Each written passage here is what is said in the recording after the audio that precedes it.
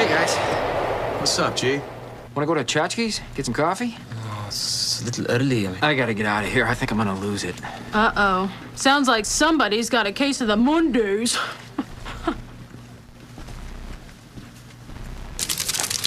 Boy, I tell you, some days, one of these days, it's just gonna be like... So can I get you gentlemen something more to drink? Or maybe something to nibble on? Some pizza shooters, shrimp poppers, or extreme fajitas? Just coffee. Okay. Sounds like a case of the Mondays. All right, all right, all right, all right, all right. All right, all right, all right, all right, all right. I never listen. I'm gonna listen. I wanna listen to the dumb zone. Yes, indeed. Happy Monday to those who celebrate. This is the Monday podcast. This is also a live stream day, which every Monday during football season will be. Just like we said last week, we're attempting to start them all at 11:11. Just like we said the week before last week, because of in honor of Micah. Are you saying this for a reason? What do you mean? Just because somebody forgot that we were starting at 11 on every Monday? They did? It's the guy who won't talk until he's introduced. So do your thing, and then he'll talk to us. Oh, okay. Danny Bayless. Danny Bayless. Morning, Dan. Danny Bayless.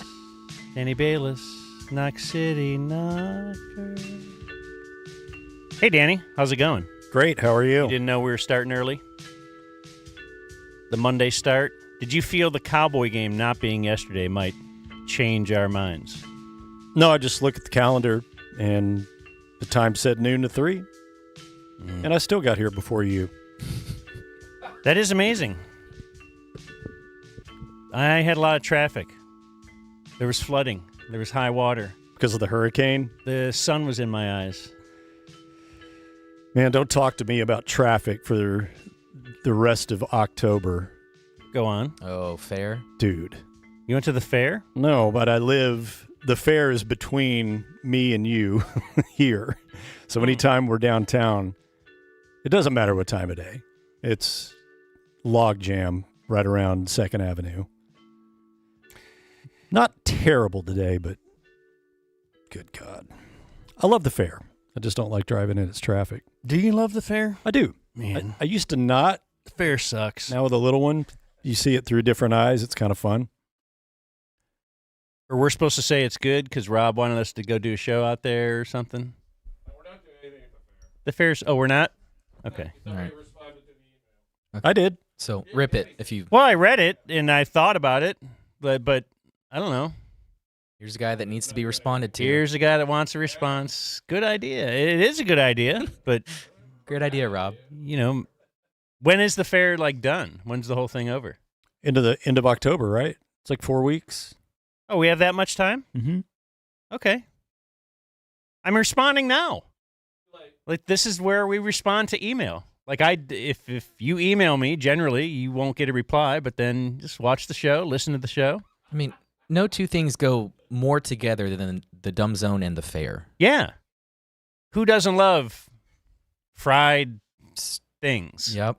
And just being outside all day and being really hot and sticky and just... Getting shot. Maybe getting shot, maybe going to look at animals, like walking up and down the thing, and then you're looking at different animals, and then you nod, and you're like, yep. There they are. That's a pig. Wow, another donkey. Look at that. That's a goat. Yep. Holy crap. A cow with horns? What's that? How does a cow have horns? Anyway, I think it's a good idea, Rob. I think you're nothing but good ideas, and I'm responding to it now. That, yes, let's go do something at the fair tomorrow. So if Big Fair wants to give us a call, we are open for business. we should back sell. We were at Pro Slat this past weekend. A good time was had by, well, many. I don't know of all. I hate to say that. But that was pretty sweet out in Richardson. And I was hanging with my friend Daniel. Remember I told you I told you guys last week Daniel would be out there. And so Daniel has these moccasins on or some kind of weird shoe type thing. It didn't have rubber on the bottom. And so I was asking him about his shoe.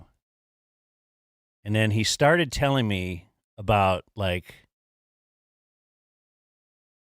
how we walk around with rubber soles on our shoes and that we lose electrons and then that we're not, like, we don't get electrons from Mother Earth back to us because they're blocked by the rubber sole.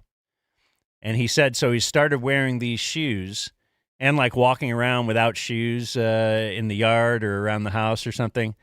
And that... and then you passed the joint back to him. Well, no. This had nothing to do with joints or anything. So at first I'm listening to him and I'm thinking, what kind of nut? What is this stuff? Well, I have no idea what he's saying.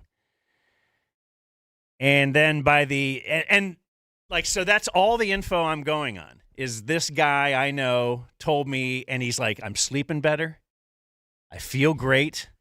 Like, I'm not getting as angry and as short with things. And he's like, and we even got like a grounding mat. Like a grounding, like, Rob, do you know anything about this stuff? Since you're all like electric guy and you know about grounding, you know about grounding things, right? He's video man, not electric guy. Like, he's like, yeah, we now sleep on this grounding mat. Wasn't Kyrie talking about this? Was he? Yeah. Are you joking? Because No, Kyrie I swear will talk he was. about We New were Age. talking about this last during the playoffs and stuff, that he walks around with no shoes on because he wants to be grounded. And he likes it here because he can be grounded here and walk around with no shoes. I swear we talked about this with Kyrie. That kind of makes sense. It does. That fits Kyrie. So, like I said, this is all the info I'm going on. And by the time, and I'm thinking, even when we left, I had a bite to eat with him, and I was like, seems kind of crazy. And then as I'm driving home thinking about it, I'm like, I'd like to sleep better. Who wouldn't? God damn, I don't have all these. I feel like I'm lacking electrons in my body. Well, like, it feels like they all just left me. Yeah. And I want to be a better person and not so short. And I just want to feel better about everything. And he's like, oh, we have a grounding mat. Our dog sleeps on it. And our dog, like, his fur is fuller now. And, like, I don't know. He's like, this changed my life. So I'm thinking he's this one nut, but I'm going to go follow him into the woods. And then I just searched, like, shoes without rubber sole. And then it's this huge thing that grounding shoes are a huge market. And it kind of looks like if you're trying to eat healthier or do a little something better, like if you want to eat organic, you want an organic apple instead of a big apple, whatever, it's like 50 cents more a pound.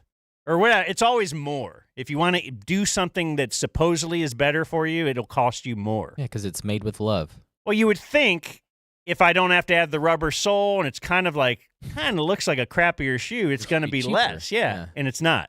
No. It's like they're way more. But yeah, it's this huge thing. Like, people do it. And like, I was thinking, we hope Jake will be back. The plan is he's going to be back next Monday. It'll be confirmed throughout this week. But he's supposed to be back 1 week from today. And I thought, what if Jake, and another thing. So he comes back. He's been gone like 3 or 4 weeks. He comes back. I'm walking around barefoot. Yep. I'm standing because I got this. Take a look over here. Mortgage Mark lent us. Can I be heard? Yeah. I got a standing desk now. Wow, look at that. And so I was thinking of moving it over here. And so first day back, like Jake, I walk in, I'm like, what? I'm at a standing desk. Like McAfee. Yeah. I'll go tank top or whatever. Yeah. Anyway. Barefoot, standing desk. Yeah, I want to be totally different. Get one of those mini treadmills to put under your desk so you Yeah. get your steps in during the show. You could hit 10 grand by Would that break. treadmill stop me from the grounding? I need the treadmill to be on a big piece of dirt. Put the treadmill on the grounding mat and walk barefoot. You're going to make him leave again. You're going to live forever. That's the thing, man. Just trying to live a long time. Or at least like for another couple years. Till we can get out of debt. So how long before you added New Age moccasins to your shopping cart? Yeah, did you do anything this weekend? Like, did you? I walked around outside with just socks. So I went to the gym, and I will give my mom a call on Sunday. I always call my mom because I'm a good son. Very noble. So I talk to her once a week. You force yourself to do it on the same day every week. And so I will walk. Sometimes I get my steps in by walking around the parking lot just talking. And so I walked around the whole parking lot like 3 times with just socks on. Now I think I need a new pair of socks. Yeah, that's not good for your socks, man. No. I hate It being makes your outside in feet kind of socks. sore. It's too. the worst. Yeah, it's Especially if they get wet. just throw them away. Well, how would they get wet? You step in a puddle or some dog pee. Yeah.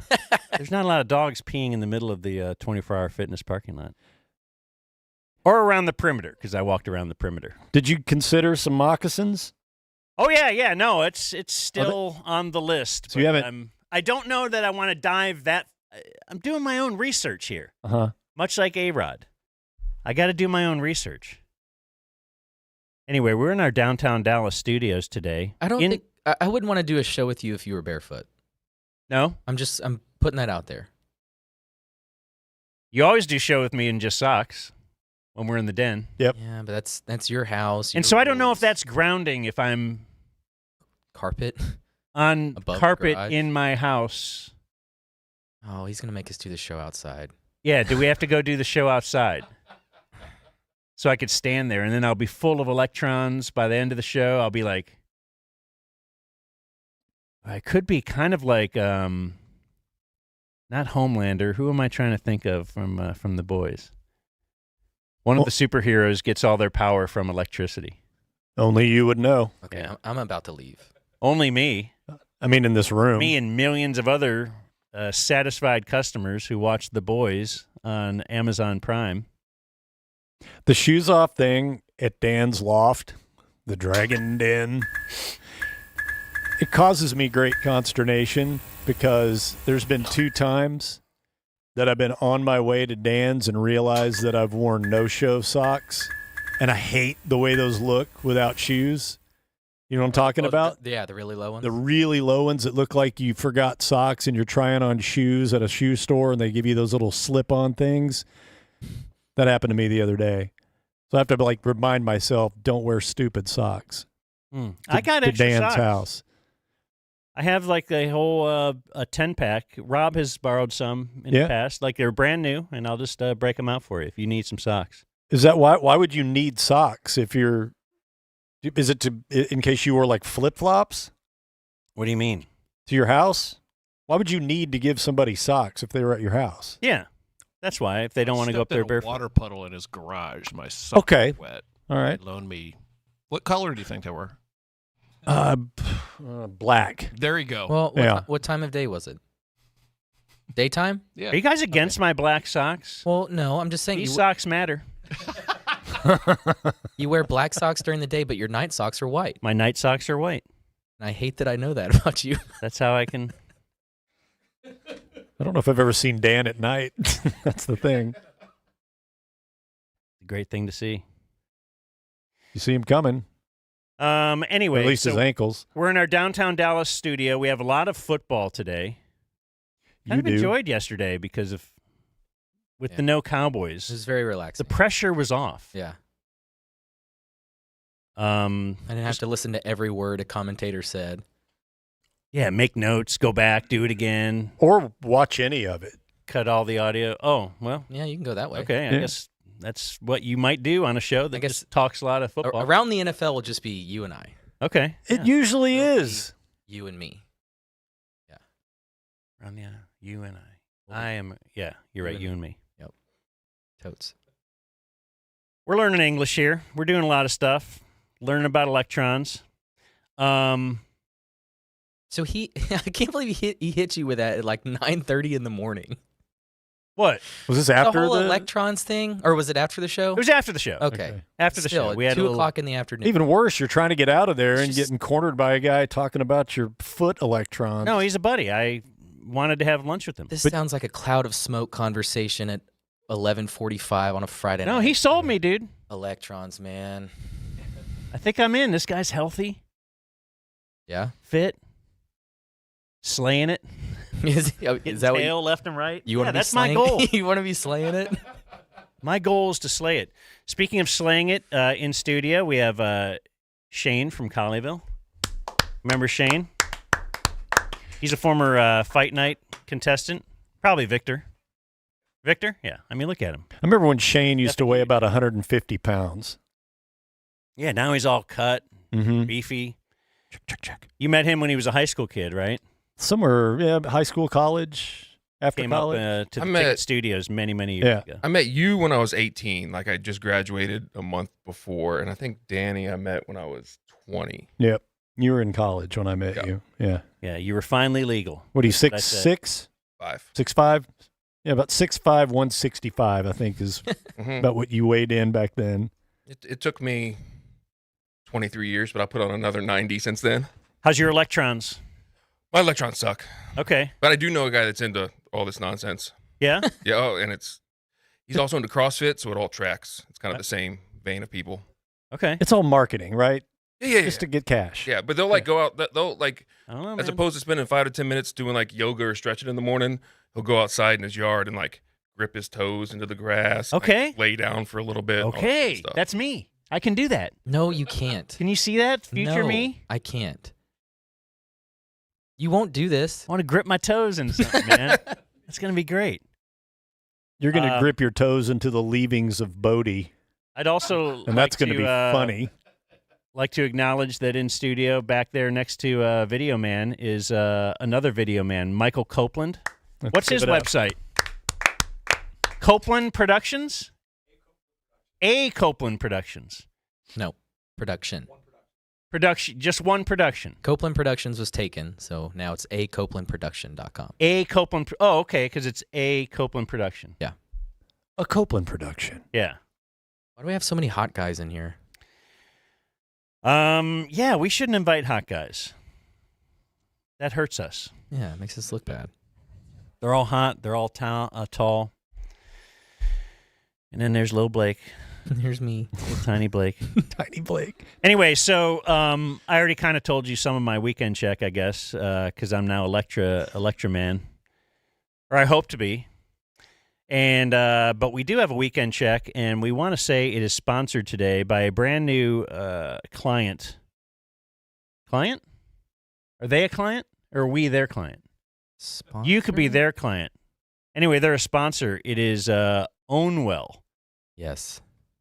And Blake was actually quite fired up about Ownwell because this is you've already, like, you've used them many times. Yeah. Okay, Yeah. what is Ownwell? I'm a customer. So I was very upset about this time last year because of my property taxes.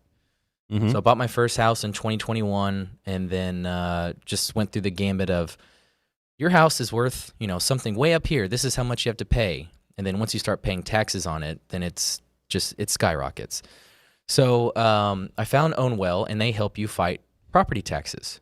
And, went through their system, put in all the information, and they saved me a good chunk of change on my property taxes. Now, that's their main draw.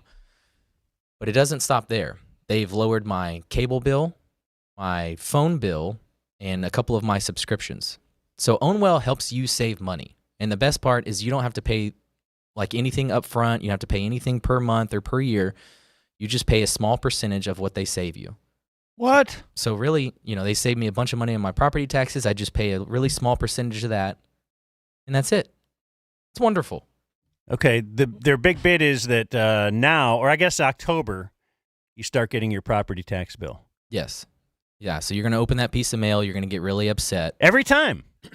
It's yeah. Every You're like, year what? it goes Why? up. Yes. How'd this happen? My house has gotten worse, but the property taxes go up. Right. But Ownwell helps you. They save an average customer saves about $1,200 on their property taxes. Damn. That's Why am I just now learning about this, Blake? well, here you go. Ownwell.com. Yes, Ownwell.com. That is where you go. Ownwell.com. Takes a few minutes. Like 3 minutes, it says. Yeah. And Seriously, it's save your a bunch name of and money. it's just some info on your house, Yeah. your area, and that's it. They do the rest. How'd they lower your, what was it? Your All right, phone weekend bill, check all time. that? That's great. What do you want to talk 10 minutes about this? Well, Weekend check with Danny Bayless. Because you said you did stuff this weekend. I had a friend in town that I've not seen in 14 years. They're still here. And the last time I saw him, he was in Texas and single. 14 years later, he's back in Texas, and he is married and has a 10-month-old son. Now, this is a guy that I've known since 2000, that he and a buddy were brought over from Liverpool, England, by a ticket P1. A guy had gone to Liverpool on vacation, saw this kid's band play, loved him, said, I'd love to bring you guys to Dallas, or to Texas. So he brought him over, hit me up. I never met the handler before, and said, hey, man, I know you're in the music scene. Do you think you could help these guys get them a gig? And I go, well, I need to hear them first, right? You would want to. And they were great. And I hit it off with two of the guys in the band, and his name is Mark, and we've stayed in contact for 25 years, and just watched him. He's like in his 48 now, something like that. And we've just been buds for a long time, and he loves Texas and loves Americana, the whole, Route 66, country music, the whole, old Westerns and stuff like that. So he's really in love with, you have people that we call Anglophiles that love soccer and all things UK. He's kind of like the same thing for America. So, but I haven't seen him in 14 years. So it was really nice to hang out with him and run around with his family, and had my kid and, 3.5-year-old and a 10-year-old surprisingly actually got along and hung out. And so I had a 48 with a 3-year-old? Yeah.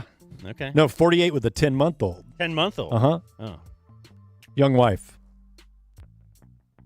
Hey, now. So, that could be you one day, Dan, if you get your electron mat and start running around in moccasins. That's the whole goal. You can get young butt and have a fresh baby. Yeah, who wants old butt? Well, hopefully the young butt that I'm trying to get. I hope she wants old butt. The young butt that's trying to remove your moccasins? Yeah.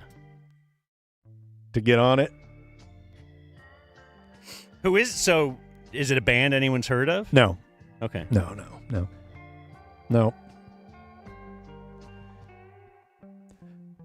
How about you, Video Man? You got anything for us today? Oh. Video Man doesn't have anything. I know he was out at ProSlat quite early. The one funny thing about Set up. hanging out with Mark and his wife is they, like I said, lifelong Liverpudlians, and their accents. It's like hanging out with the freaking Beatles. It's so funny. Just the way they talk. Yeah. Their accents are great. Boy, at ProSlat, they were drinking wine, having a good time, having a good Saturday. They walk around with beer. Hey, would anybody like one? No. Video Man. Yeah, I'll take one. Yeah. Yeah, at 10:30 in the morning. Well, he had been Doesn't there matter. like 4 hours. It's incredible. Doesn't stop him.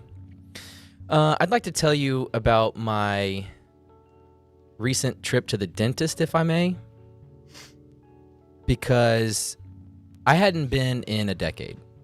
Oh, really? Okay. Yeah, I know I'm a slob. I know I'm gross. I get it. Whatever. But the last time I went was when I was still on my parents' insurance because they could cover it. And once I turned 25, wasn't making enough to have stuff like that. So that was just one of the things that fell off.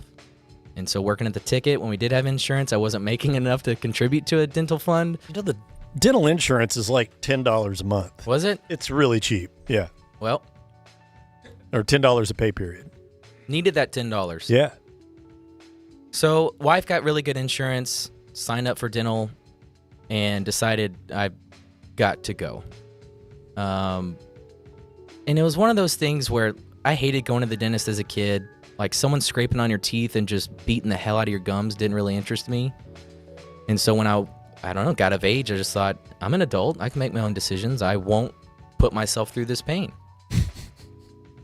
And then you start working with Dan. You want to be a little healthier. You want to make good decisions. You want to floss 14 times a day. You want to try to live a little bit longer. And they tell you that your oral health leads to heart health and all this stuff.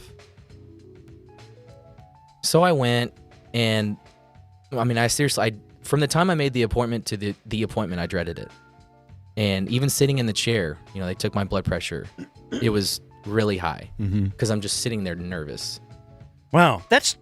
See, for me, that's changed over the years. Like, that was a little kid thing. Like, oh, you don't want to go to the dentist. And now I kind of look forward to it. Going to have a nice, clean mouth. Yeah, because they're going to tell you, oh, going to have you're doing a nice, so good. I can tell you floss all the time. A nice lady kind of brushing against me, cleaning my teeth. Yeah. Well, they don't like me. That's all I get nowadays. Like the brushing against me. What did you used to get? Not that I used to slay, but, these days you have to take, you got to take whatever you can get. So you go. But nice, Well, anyway. So I'm signing all the forms, and, they got to know, do you have a heart murmur? Have you ever had a stroke? Have you whatever? Do you have this ailment? Do you have that ailment? Does the dentist need to know all that stuff? Yeah, and they were asking, like, what's your drug use? How often do you smoke? Right. How often do you drink alcohol? And I'm like, I don't think you need to know this. Do you guys always lie on that stuff? No. I did. You tell the truth? Yeah, like... All right, video man. But back when I was drinking, 6 tall boys a night or whatever... Hell yeah. I had to lie about that. Yeah. I had to. Yeah, I just skipped those. I just felt bad about my own self. Same thing if the amount I would smoke or the amount I would chew, or if they're like, have you ever used illegal narcotics? Nope. Yeah, what? Because I'm not going to put that on there, even for my regular doctor. Yeah, I feel like if you're I just feel like the government could see that or something, and they're going to get me someday. I don't want them. If you're talking to your therapist, maybe they would need to know that, but dentist doesn't need to know that. I just don't need to put it on paper anywhere. Sure. And sign my name to it. So I got down to erectile dysfunction. All right. And there was... Like, why was that? Is that on a dental thing? Well, in case the assistant brushes up against you, right, wants to know what she's getting into. Here's my issue. It's yes or no. I wanted a hell no button.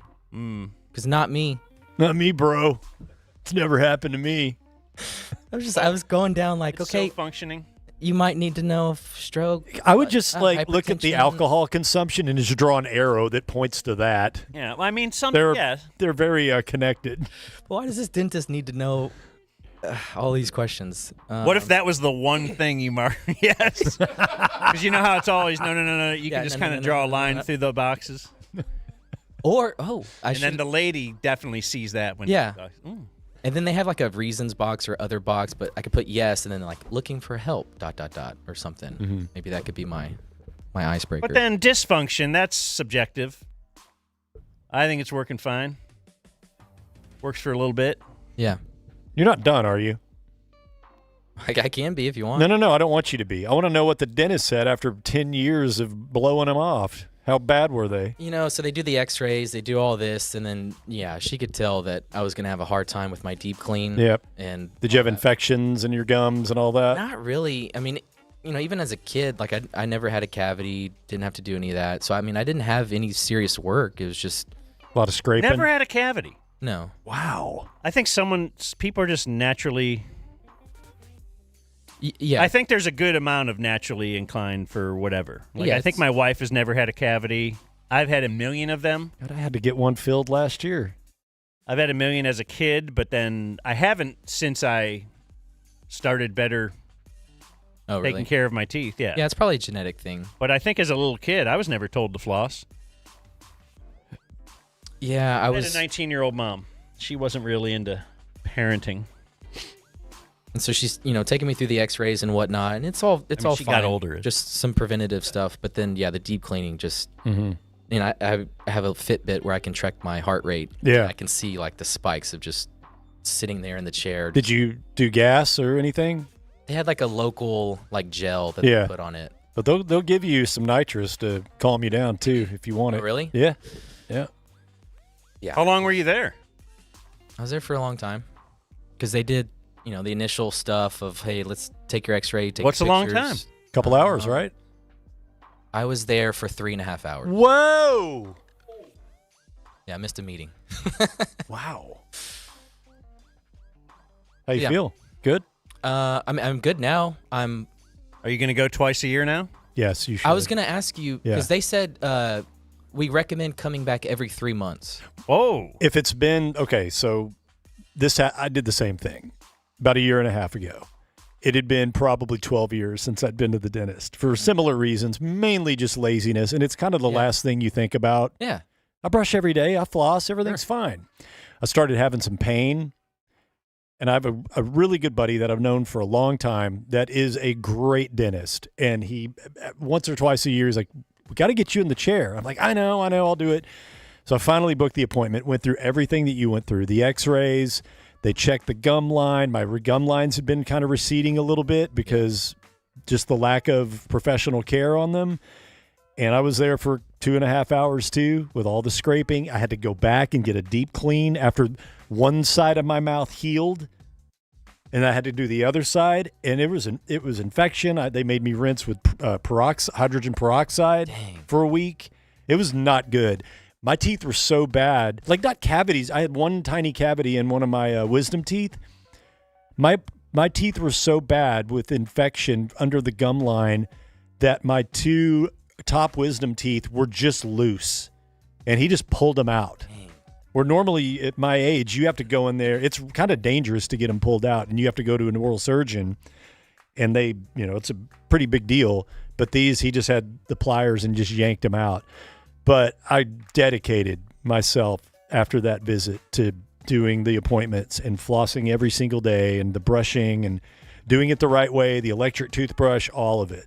And I went back 3 months for a follow-up because they recommended it after kind of like what you and I did. But after that, 6 months is pretty normal once you get like clear. And I went back after a 6-month period and everything was perfect. Other than, a little bit of plaque that they had to scrape off, but you're gonna be so thankful that you did this because I know I am.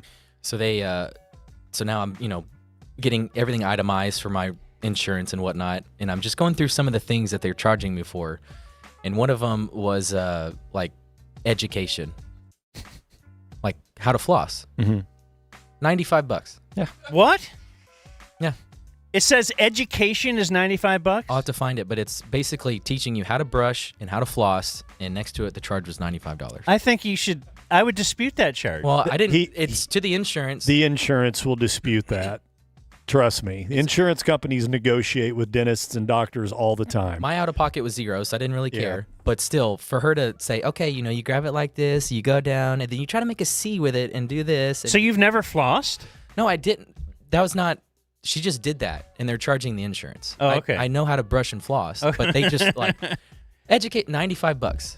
Pay it, insurance. The medical field when it comes to insurance companies is let's ask for the world and see what gets kicked back. It's kind of like when Norm turned in his expense reports when going on the road. I mean, might as well invoice them for the newspaper I bought and spend $1 on. I might get that back, but in most cases, no. They negotiate with them. So sometimes if you don't have insurance, and let's say your big bill was like $1,500, if you don't have insurance, they'll settle with you for sometimes half and even less if you're just paying cash because they know that's probably all they're going to get from the insurance company anyway. That's really funny you say that because when she was going through my receipt and she was telling me, are these prices okay? Like a little bit of me was like, what do you mean is this okay? Like, are you allowed to? Can we meet in the middle? Can we barter? Yes, you can. For real? Yes, we can 100%. Because I didn't know this either until haggle? the last few years. Well, I was like, you did all this and you I thought this was the end, but the way she approached it, she was like, and what do you think about these prices? Well, I don't know. If you had $1,000 bill, that that you say for whatever reason you didn't want it to go on your insurance or to file a claim or have them file the claim, and you said, you know what, I'll pay you cash right now, $450. In most cases, they'd probably take it. Wow. Yeah. I had no idea you could barter with the dentist. Yeah. That's great. But no, I've been flossing every day. I think of you every single time. That's hot.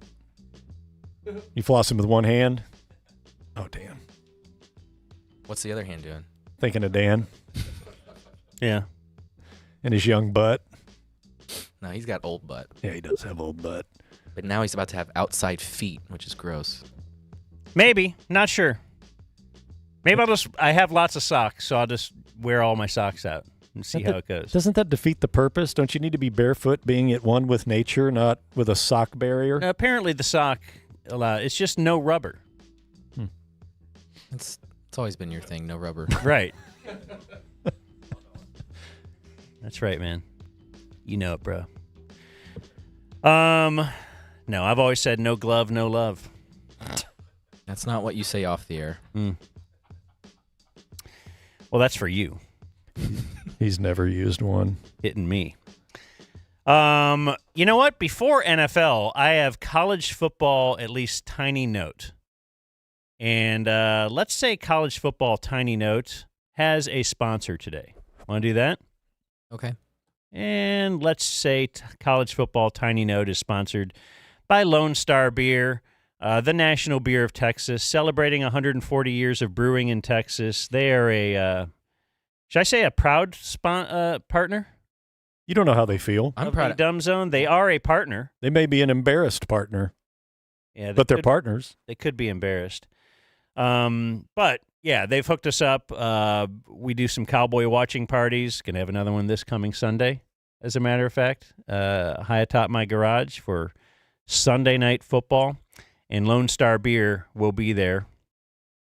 It says here, perfect with a tray of barbecue. And they have awesome merch, including this hat that I am wearing today. And you could buy this hat or other merchandise when you go to LoneStarBeer.com. Why would I have to go search for that in the copy? I should just know that. Obviously, LoneStarBeer.com. And use the code DUMBZONE21, and you get 21% off merchandise. Why that crazy number? Because you must be 21 or over to purchase. So sorry, kids, you can't wear this hat. Well, you can't purchase this hat. Maybe if you have an unruly adult in your life, they will purchase this hat for you, and then you can wear it and wow all your friends in high school. Look at me. Yeah. I have beer on my hat. I'm wearing a beer hat. But LoneStarBeer.com, the code is DUMBZONE21, and you could be authentically Texan, like me. All you got to do is wear this hat, and all of a sudden, you are authentically Texan. So, and that leads us into tiny college football note. And for, well, I don't know if you guys, I'm not a big college football guy. Jake's really fired up about college football. It was the first SEC weekend, correct? Was this the first one? Yeah. For a lot, like for Aggie and Conference play? not Aggie, for OU UT and and OU, yeah. Yeah. And things went very well for them. And it was not the first weekend, but it was the first home game for USC in the Big Ten. Now, they lost their first game, did they not? Didn't they lose to Michigan? Their first Big Ten game? Yeah. Or am I high? No, you're right. Okay. But they beat Wisconsin. And the first ever touchdown scored at home against a Big Ten team was by? Deuce? Do you know that? Or are you just guessing and that's the only reason I would bring this up? Yeah, I assume you're not talking about anyone else. I don't know if you know who Deuce Robinson is. Heard the name. But he's a guy that he was a top recruit, and I met him when he was on a recruiting trip to Clemson. And I met his dad at that point, and now we're like best friends with his dad, Dominic Robinson. And then Deuce has been in studio. He's been with us a few times. Dominic's been in the den. He's been here at our downtown DZ TV studios as well. Anyway, Deuce was interviewed, and if Deuce is out there doing stuff, he's only a. Did they redshirt him last year? So is he called a freshman? No. I don't think he redshirted. Okay, so he's a sophomore. Yeah. But it feels like he's scoring at least a touchdown a game. Let's take a listen to him after they defeated Wisconsin. You guys had to come from behind, 28 unanswered points. How were you guys able to get that done against Wisconsin? Man, I think this team's just resilient, right? We faced the same thing last week, and the result didn't end the way we wanted it to. But I think we took those lessons, took that fight, brought it into this week, and so we knew exactly what we needed to do when we were down. Regrouped at halftime and came out and did what we needed to do. Do you know you scored in USC's first Big Ten game and their first Big Ten game at home? How's that feel? It's a blessing. But more so, it's just really pretty cool generic to be able to stuff. be a part of this team. But be a part of history. We know him. With this team, being We got to get him to work in bits time, so it's just really for cool. us. How would you describe how this first He is our experience in NIL the Big guy. Ten is going so far for you Yeah. guys?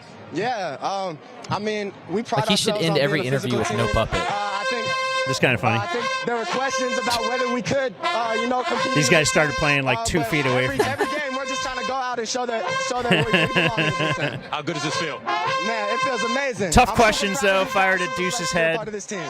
How does this feel? I don't know. Right now, it doesn't feel great. This Sucks. effing trumpet section is playing right in my ear. All right. So anyway, that's college football for today. Unless you have anything to add. No, I was just thinking why I wasn't not a big college football guy, and I think it's just because I don't play college football fantasy. Like, honestly, that's the big draw for me watching some of these games on Sunday. Dude, all day Sunday, it was about fantasy to me. Yeah. I had a terrible. It's always terrible if your fantasy team scores 90 and your bench scores 130. Oh, no. Which is what happened to me yesterday. And here's my dilemma. So my bench, like my starting quarterback is Mahomes. Yeah. So that seems great, right? Yeah. My bench quarterback is Baker, and he's going off. Like, he's awesome. That's where we can start. Okay. Baker Mayfield. Why not? Let's talk a little football. A little NFL football. But yeah, man, I just can't. I don't know. It's so hard to try and pay attention to all the NFL teams and like all of college football. So I just have difficulty trying to take that all in. I know that's an anomaly around here, I believe. But yeah, so let's find Baker Tampa slinging Bay. it like this every week. He's been going nuts, except for one game. They had one bad game. Well, the Baker cycle. Well, meaning, is their offense designed for him to be throwing 50 times a game? Pretty much. Yeah. I don't know. Yeah, I guess they got some pretty good receivers. Damn. And that's what I would do. 347 passing yards, 2 passing touchdowns, and a rushing touchdown as they destroyed Philadelphia. 33-16. Pets' heads are falling off in Philadelphia. Rumors about Nick Sirianni perhaps being let go because this is the bye week. Oh. This is first bye week of the season, and Philly is one of those teams. And yeah, what are they now? Are they 2-2? 2-2. 2. Yeah, at one point in this game, pretty close to halftime, the Bucks had 255 total yards. The Eagles had 0.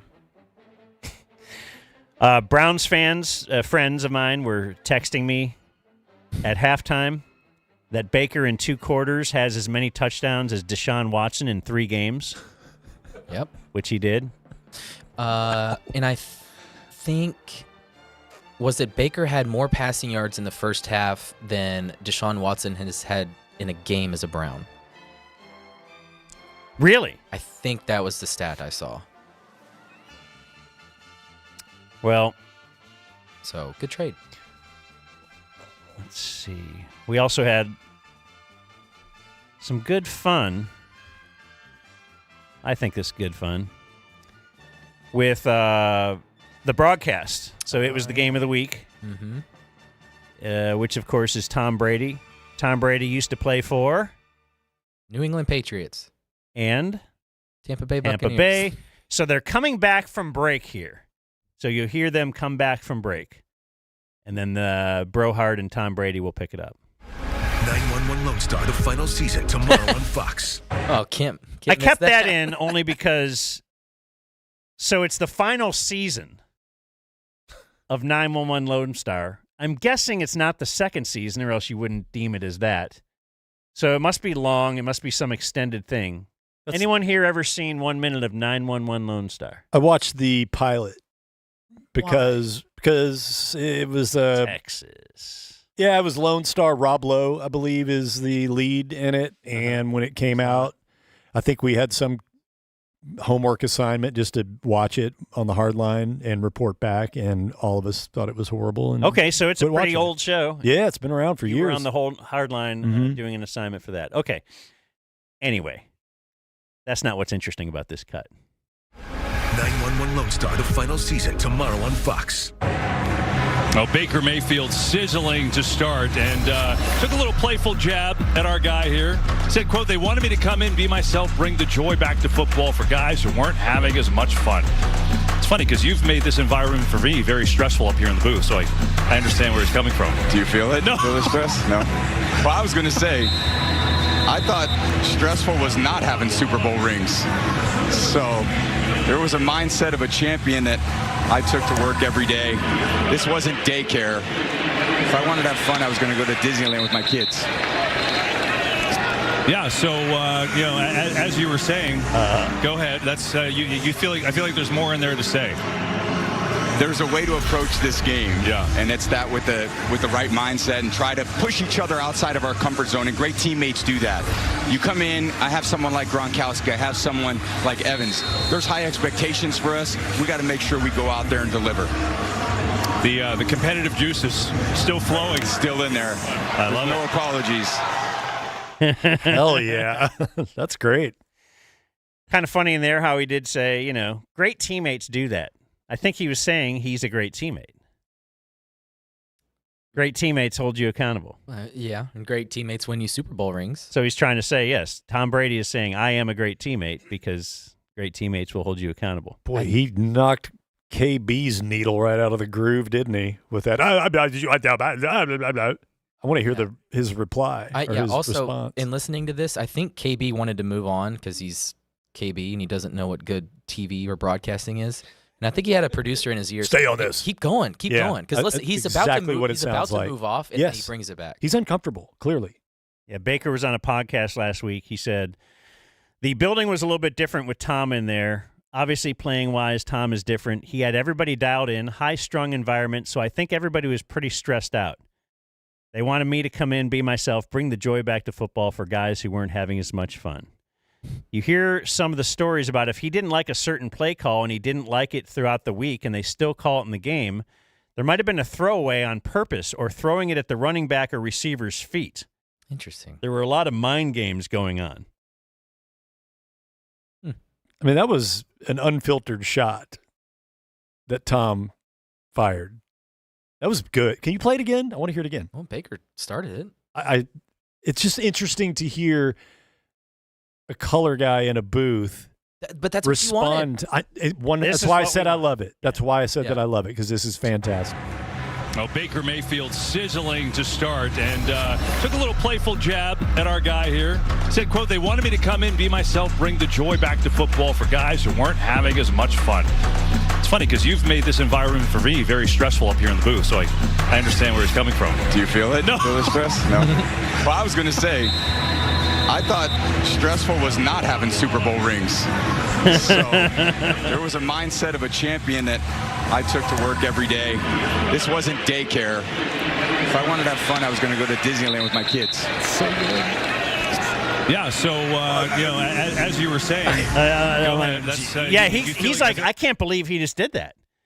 And he was about to move off. I think Brohard is like, I can't believe you just kind of killed him. I agree with Blake 100%. Producer in the IFB, stay on this. Yeah. Get more. Yeah. So good. That was great. Boy, Brady's so pissed when he starts. Well, I was going to say. I was just going to, yeah. That's no. And he says, you've made this a stressful environment for me. Trying to be sarcastic. Can you feel it? Yeah. Brady's upset by that. Yeah. I love that. That's probably in the top 100 of clips that you've played, Dan, in your career. Just like what are some of the others? Remember Troy? Well, there's 97, which I'm a big fan of. No, we don't have time. Go ahead, Dan. Would Troy be upset? What was it? It was when people would tweet about him being gay. It wasn't that. That was in a book. Oh. People would tweet about Mahomes already has. Now, this is a few years ago. Yeah. It was Mahomes in like year 3 already has more passing yards than Troy Aikman did in 9 years, something like that. And then Troy, who doesn't really tweet a lot unless it's, promoting something, answered that and said, well, call me when he's got 3 Super Bowls. And then I think now he does. So that would have been funny at the night after the Chiefs win their third. Troy picks up his phone. I think he did. I think he Mahomes. addressed it. What's this for? No, I think. Oh, okay, here we go. What happened? Mahomes has thrown 36% of Aikman's career touchdowns in 8% of the games. Okay. Aikman quote tweets, "Talk to me when he has 33% of my Super Bowl titles." That was in 2019, so it's which he did at the end of the year, maybe. He now has 100% of his Super Bowl titles. Yeah. In 58% of his games. So that one kind of backfired, but funny in the moment. Mm-hmm. I think he did acknowledge that once he got his 3rd Super Bowl. Like he had to have. He was cool about it. Anyway, yeah. Now the Eagles are 2-2. Cowboys are 2-2. Giants are what, 1-3? They're 1-3. They're not significant for sure. Did you see the Commanders? No, because they're probably the best team in the division. It's unbelievable right now. I don't. How? Their offense is so good. DQ, bro. Well, the offense is Cliff. And that's important, too. Because Cliff Kingsbury, I think this is his thing. OC. Yes. Yeah, we were talking about that on Saturday with Foch. You don't have to make everybody a head coach. You could actually be a young, hot, innovative assistant that doesn't have to go any higher. Like, he can do great. He can make millions a year being the offensive coordinator, and someone's going to give him a head coach job again, and he'll probably fail. The NFL is just a living example of the Peter principle. Like, you're a really good coordinator. Just be a coordinator. Yeah. And that's what Cliff is doing. I mean, it's perfect. Jaden Daniels ran this system in college, and he's now running it with Cliff, and he's making it look really easy, completing 80% of his passes. Like, 82%. Is he better than Caleb? Best in league history through 4 games. Tom Brady is second. He was 79.2% in 2007, the year that, in that when he threw for 50 touchdowns and just went nuts.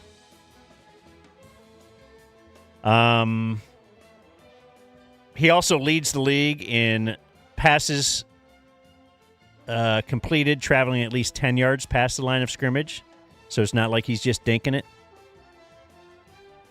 With 71%. Let's see. They have punted once in 2 weeks. Damn. Remember last week was like the game, wasn't it Cincinnati, where neither team punted or had a turnover, and that was the first time since like 1940 that's happened.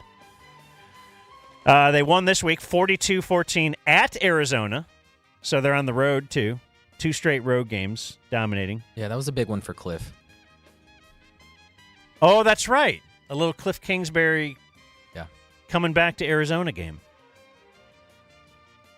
They've scored on 68% of their drives. That is the highest rate through 4 games for any team since the year 2000. There's a lot of impressive things about Washington, Pat. They've got the Browns, Baltimore, Chicago, and Pittsburgh coming up. And those teams all have pretty good defenses. They have allowed 18.5 points per game. So let's see what happens here. So this is a tough stretch, at least. What can you really tell with the first 4 games? Because has everybody played? But it'll be a test at least.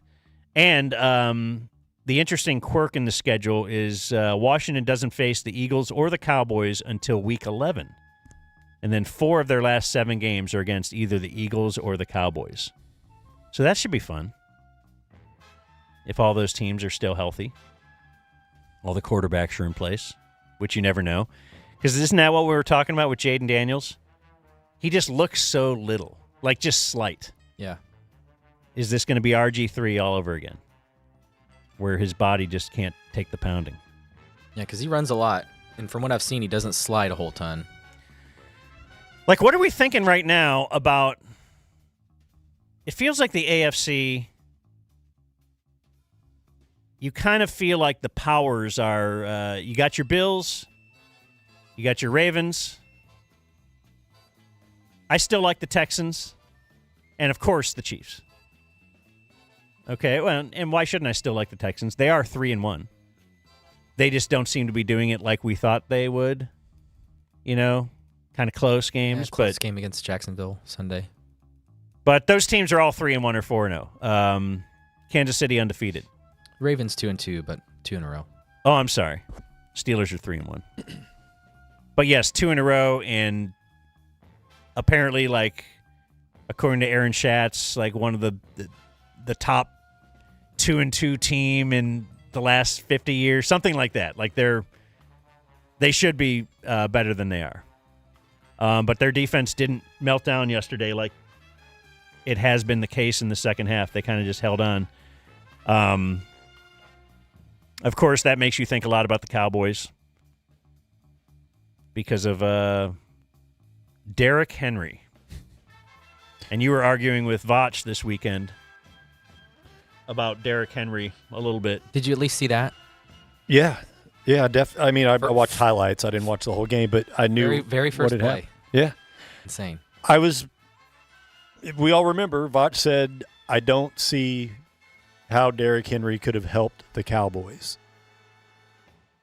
And my question was Jerry lying when he said that he couldn't afford him? And I thought Vach being, dialed in with the team could have come up with a scenario. It's like, well, no, they could have afforded him. All they would have had to do is move X amount of money to Y and restructure this, and they could have easily afforded him. So I haven't seen a real clear path on how you would have done it or how Jerry was telling the truth or lying. I was looking for kind of some clarity in that. To me, it was a given that he should be here if he could have been.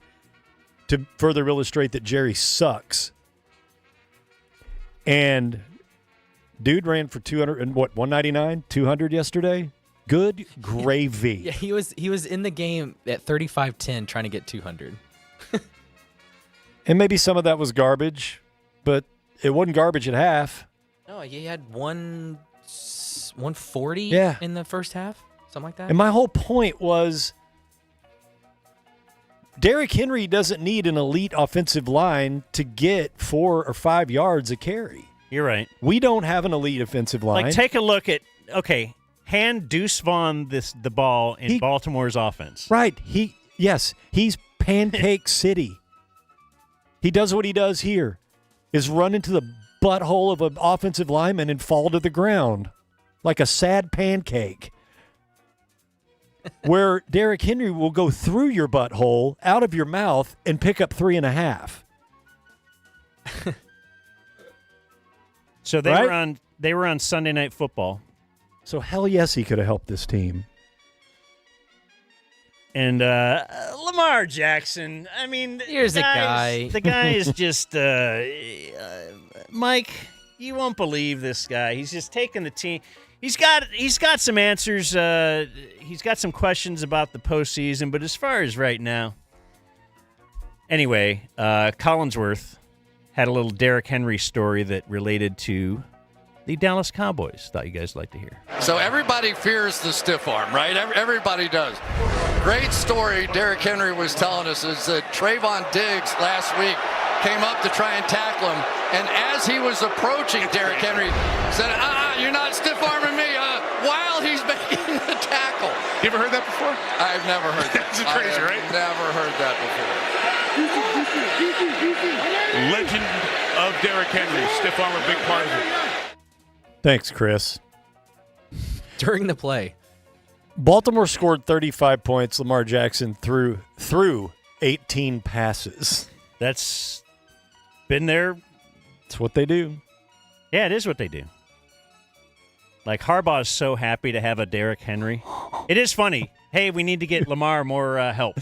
What if Derrick Add a Henry... running back. Should we get him a receiver? Yeah. Or? What if Derrick Henry, I don't know, comes close to, not 2,000, but yeah, close to 2,000 and ends up being the league MVP at running back? Probably would never happen.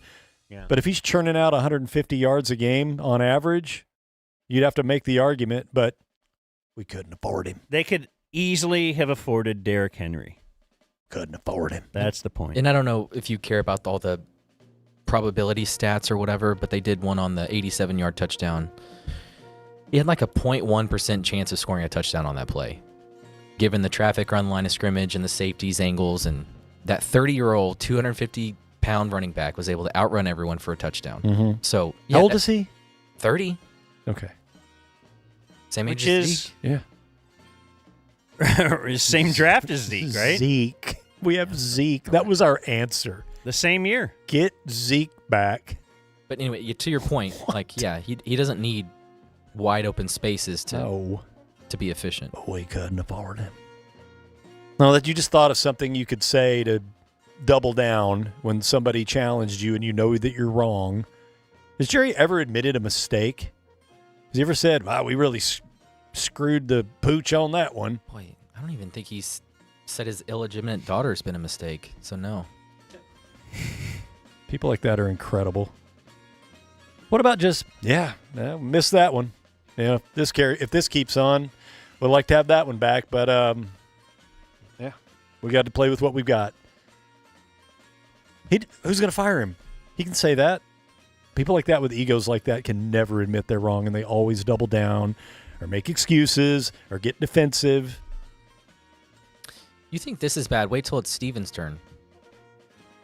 You think he's going to be? Yeah, at least Jerry's funny.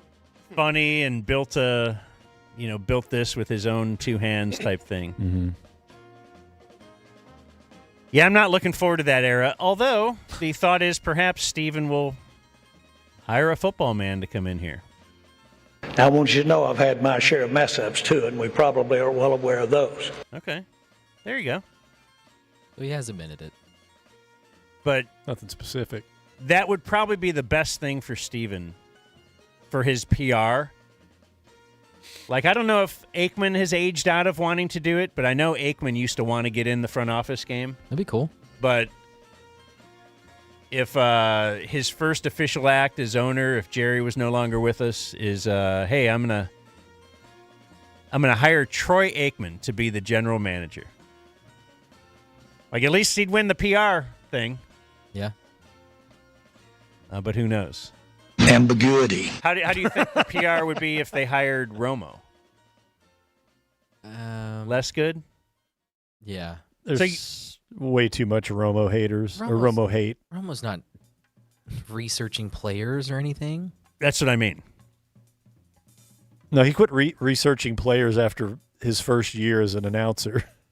But even that, I think that was just him remembering his film study. Yeah, remember new guys who were out there last year. We're going forward with blockchain com.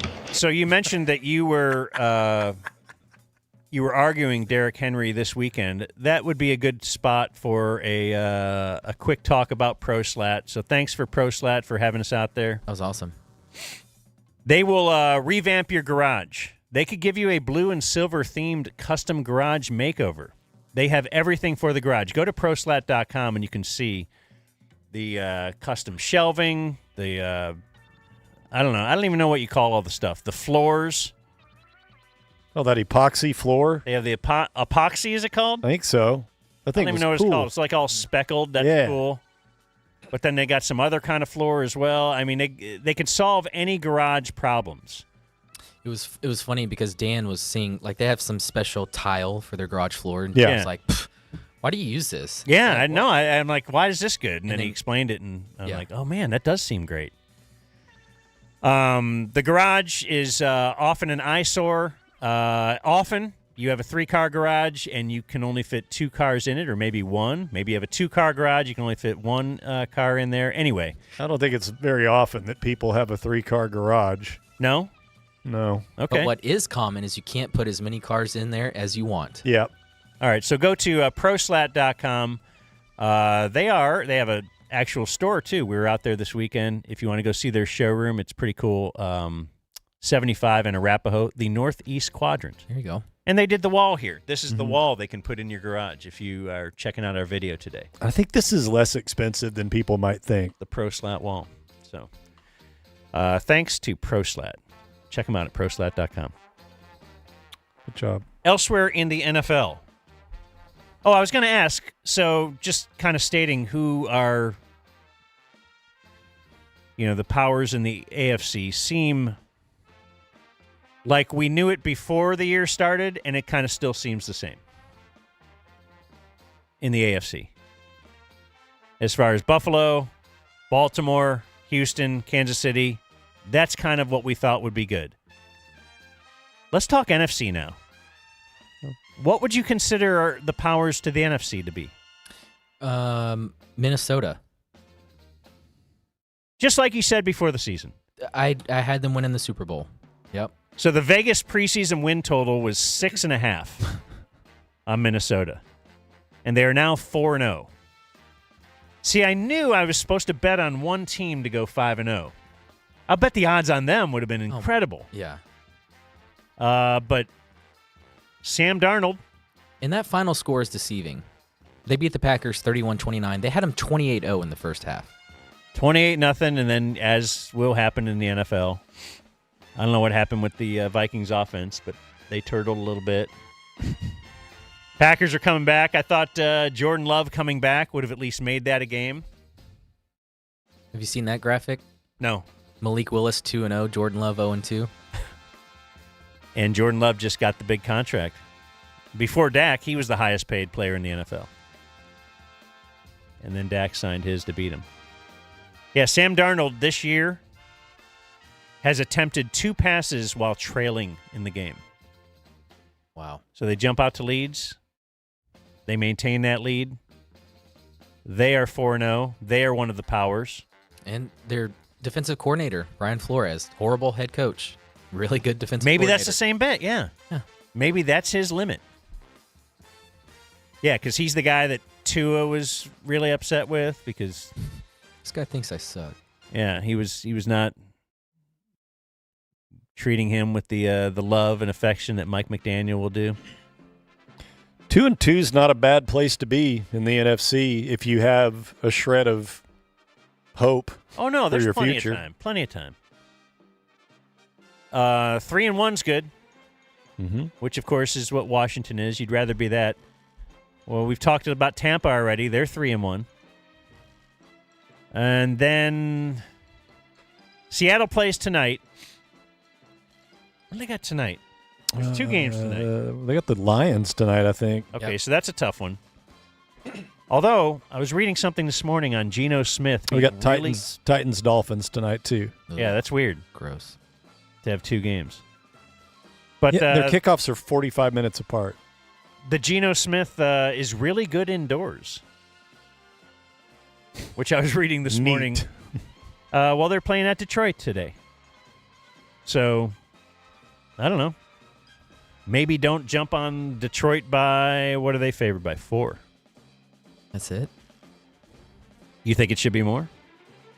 It feels like it, but Seattle's 3-0. I know, but they haven't played anybody. You may remember recently hearing that Geno Smith plays very well indoors. Okay. Oh, yeah, I had no idea all right, until give me 30 Seattle seconds plus ago. 4.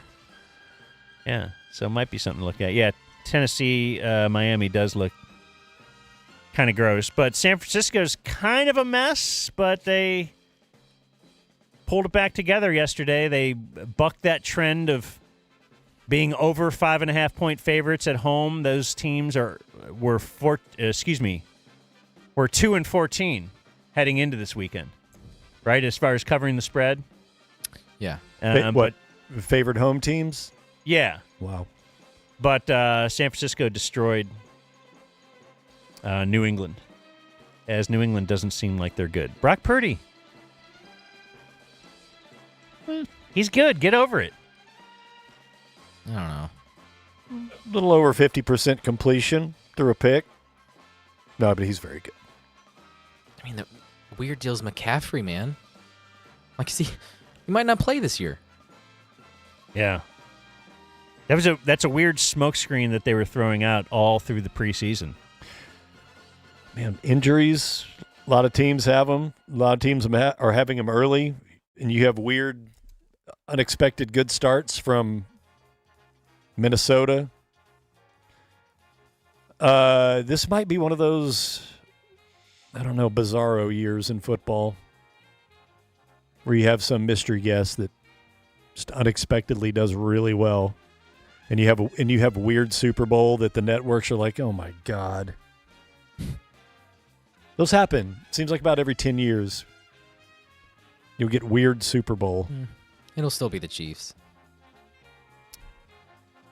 Chiefs v. Baker. That'd be cool. Chiefs v. Darnold. That would be insane. I bet you can get some good odds on Sam Darnold MVP right now. Certainly, we'd have to say, well, I think going into the year, it was going to be Aaron Rodgers comeback player of the year. As it stands right now. But I think Sam Darnold definitely has that. Would there be a better AFC championship than Chiefs-Ravens? No. Same as it was last year. Yeah. So maybe no mysteries over there. Yeah, Chiefs going for the three-peat, of course. If you want to stay in the AFC, did you see Joe Flacco? Yeah, he had to come in for Anthony Richardson. Mm-hmm. Like, is he good? How did he get good after, like, he was with Baltimore? He wasn't that good with Baltimore, I didn't think. No. At his peak. And then he go to the Jets? He's with the Jets for a little bit. He played for Cleveland for a while. Well, Cleveland, obviously, because last year he led him to the playoffs. Yeah, but didn't he have 2 different stints with Cleveland, I thought? Oh, did he? Or he was there for a few years. If somebody told you Joe Flacco was 47, would you go, all right? Yeah, no, I believe it. I feel like he is. Well, how old is he? I don't know. Let's look it up. 39? He's 39. Good job, Blake. Anthony Richardson was another kind of... a gold star. Thank you. Mm-hmm. I feel like he was a darling coming into the season. A lot of kind of like this year's bust-out fantasy darling. It's going to be Anthony Richardson. And when he stays healthy, he is pretty good. But there's the key. Steelers finally lost. Thought Justin Fields was going to push for the comeback player of the year. As good as he's been. What was that game? I didn't pay attention Indy. to The Colts. game. The same. Oh, okay. Same game. So yeah, the Steelers won't be undefeated when the Cowboys play them next week. So if we go to Kansas City, who's 4-0, Rashee Rice now out for the year. A lot of funny tweets about that one. What was that? Like, along with his speeding bit? It's very like Rashee Rice to end a drive with a collision and have to leave. Something along those lines. Those 3 things. After a drive, a collision, and then leaving the scene. So they've lost him now. They already lost Hollywood Brown. Pacheco is out for a while. They have Kareem Hunt, P. Ryan. Yeah. Juju Smith-Schuster, 3 guys that were not on anyone's roster when the year started. Okay. Got Xavier Worthy, though. And then what was the did you hear the stat? Like Mahomes, some weird stat. Well, number one, they're 10-0 in their last 10, including like playoffs, Super Bowl, everything. They're 4-0 this year. Something to do with like if they go down by 10 in a game, they win. So if they get down by exactly 10, I think it's Mahomes is 12-0. They So- did that in the Super Bowl, right? So if you're winning by 7, do not kick a field goal because then you'll end up losing that game. If they're down by exactly 10 in any game, Mahomes just does not lose. Wait, I think I have some audio from this game as well. What do I have on that? Yeah, I just thought it was weird that Nance and Romo actually thought people were counting out Travis Kelce.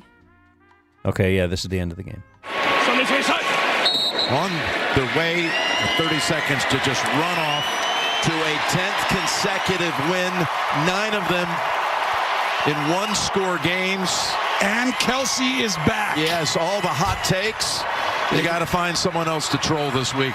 Yeah, he's not going away anytime soon, guys. I'm going to leave him one-on-one. Good friends here. The wives are very close, Tammy and Sarah. I left that in there for you because what? Nancy does that all the time. He likes to seem like he's familiar with these players. Tammy and Sarah. Like he's in the same social circles. Yes, so he always will bring up someone's wife. Like he does it with Romo, in table talk and like, oh, we did this. And he loves Candace. How's Candace? Oh, sweet Candace. Yeah. And he loves his 27-year-old wife as well. Yeah. I think Nancy has a nice young wife. Nancy does? Yeah. I believe. Didn't he get divorced? Yeah, you don't remember this, Danny? He divorced. Well, some of their divorce was through court or something, or maybe it was public, but he didn't like that she didn't respect the painting that he had of himself up in the foyer. Mm-hmm. Because, you typically have like an oil brush painting of yourself in your house. Yeah, that was in the divorce proceedings. Came out in court. She doesn't like the painting. She doesn't respect my career. Courtney Richards, that's her name? Does that sound right? That sounds young. It does sound young. Let's see. She. Oh, you know what? I missed this. I wanted to bring this up. If we can go back to, or we didn't really even talk the Jets too much, did we? But just to comment on the audio, who was Sorry. counting out Travis Kelce? Oh, just because he looked I feel like that's dejected? living online a little bit. For sure. His numbers haven't been what they were, and, there's a lot of thought to they're trying to kind of save Kelce, make sure that he's really strong going into the playoffs. Makes sense. Like he was last year. Yeah. Because that's kind of the theory on what, Kansas City does now. They're just so good. They're playing chess. They're man. kind of like Golden State in their heyday. They'd be trailing at halftime, or it's a close game, and then at some point they decide, well, now we're just going to win because we're Golden State, and they would. And it's kind of what the Chiefs do. I just thought that was a weird end of the game of, you got to pick someone else to hate on. And then for some reason, Nance saying troll really short-circuited me. I don't know. They suck. As you know, I'm really against Nance. You're going to have to find someone else to troll. Not a big Nance fan. I feel like Romo could be a lot better. Put him with Al Michaels. You like golf, Nance? You just don't like football, Nance, He's too right? sanctimonious for me overall, but that's why I'm golf Nance is more who he is. It fits. He's a golf. Yeah, he's a golf announcer. He's too bougie. He's not a football announcer. Right. I think that's part of my take that non-Fox games are antiseptic, and Jim Nance has a lot to do with that. Yeah, that's a good point. The audio I wanted to bring up. So let me just bring up the Jets. They lose 10-9. Bo Nix won a game passing for 60 yards. Unreal. So you'd have to think, well, certainly then he scrambled around everywhere. He was kind of doing stuff. 3 yards rushing. So 63 total yards for Bo Nix. Now the Jets didn't help themselves. They had 13 penalties for 90 yards, including 5 false starts. So they were talking after the game like maybe it's because Aaron Rodgers has crazy cadences, which try to get, and it works. He gets a lot of teams to jump off sides and gets free plays. Like there's nobody better in the NFL at that. And rarely does he trick his own line. That's what the questions were. And Robert Saleh, the Jets head coach, for now, this is funny, was kind of saying, he was saying, yeah, maybe there's something to that. Maybe we have to change some things that we're doing. Maybe change some things that Aaron Rodgers is doing. And so the media loves to find out what the coach says and then run and tell the player what the coach says. So good. And that's what we got here. Let's see here. The cadence specifically, Robert said that might be something you guys have to dial back a little bit. Is that something you think could potentially help the situation? It's one way to do it. The other way is hold them accountable. I mean, we haven't had an issue. We've had one false start. Morgan had one false start, I believe, until this. So, it's been a weapon. We use it every day in practice. We rarely have a false start. And to have, 5 today, it seemed like, 4 or 5. Yeah, it seems like an outlier. I don't know if we need to make mass changes based on, kind of an outlier game. He's not wrong. No, he's not. But it is funny to hear a quarterback.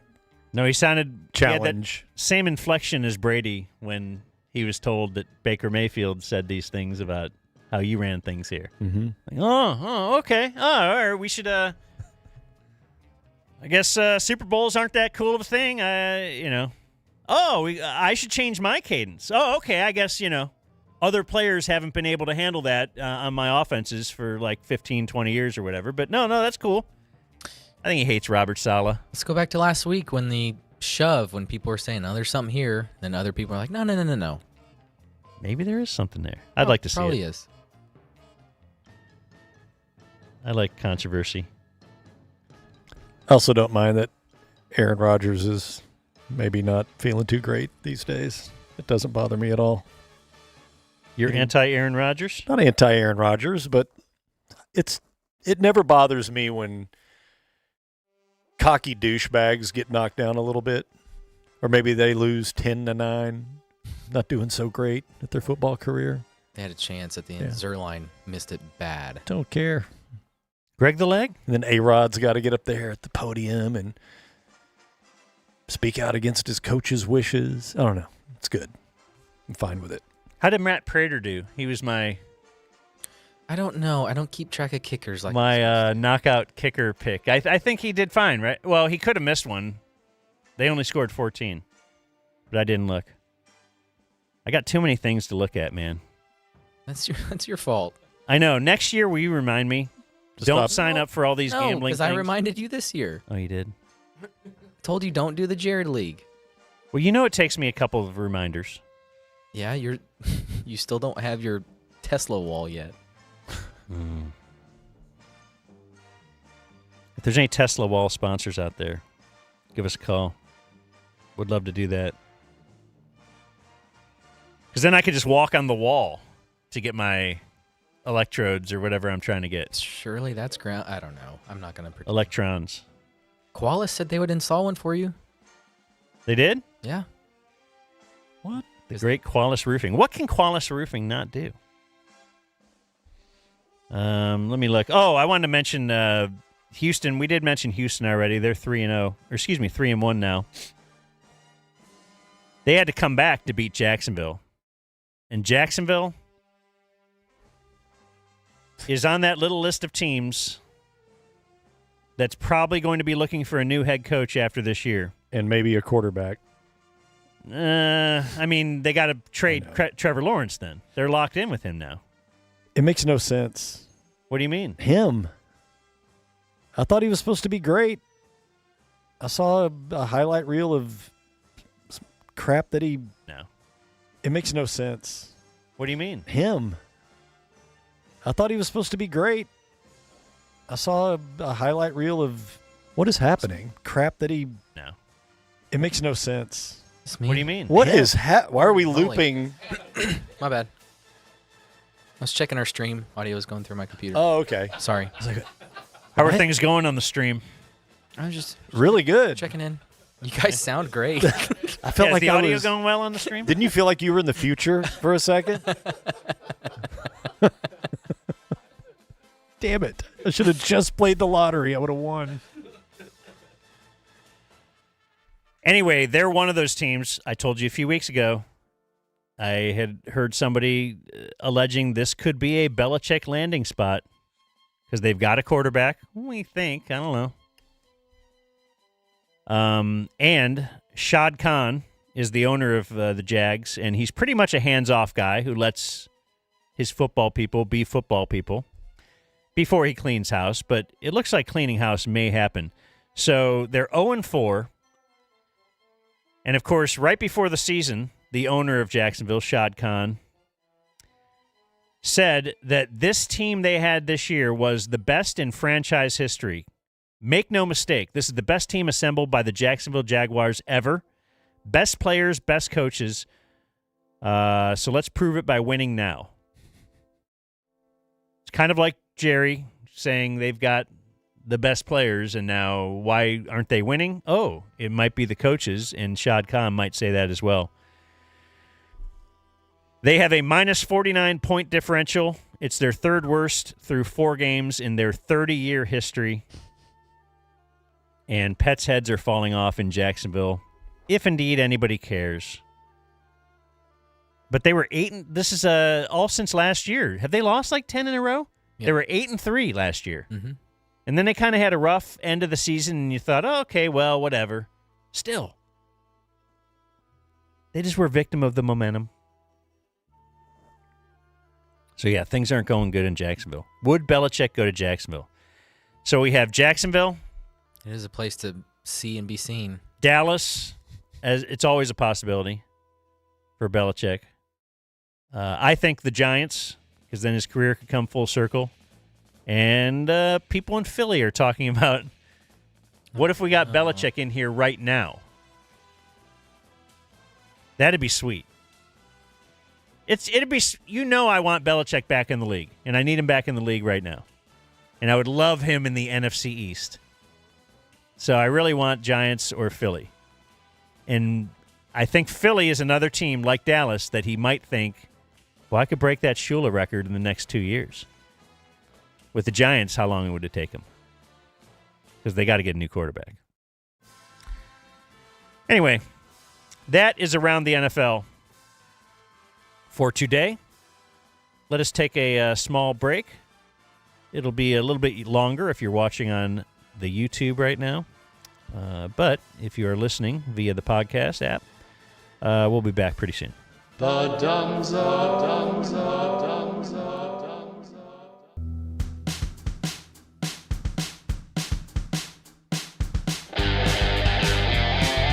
You're listening to The Dumb Zone.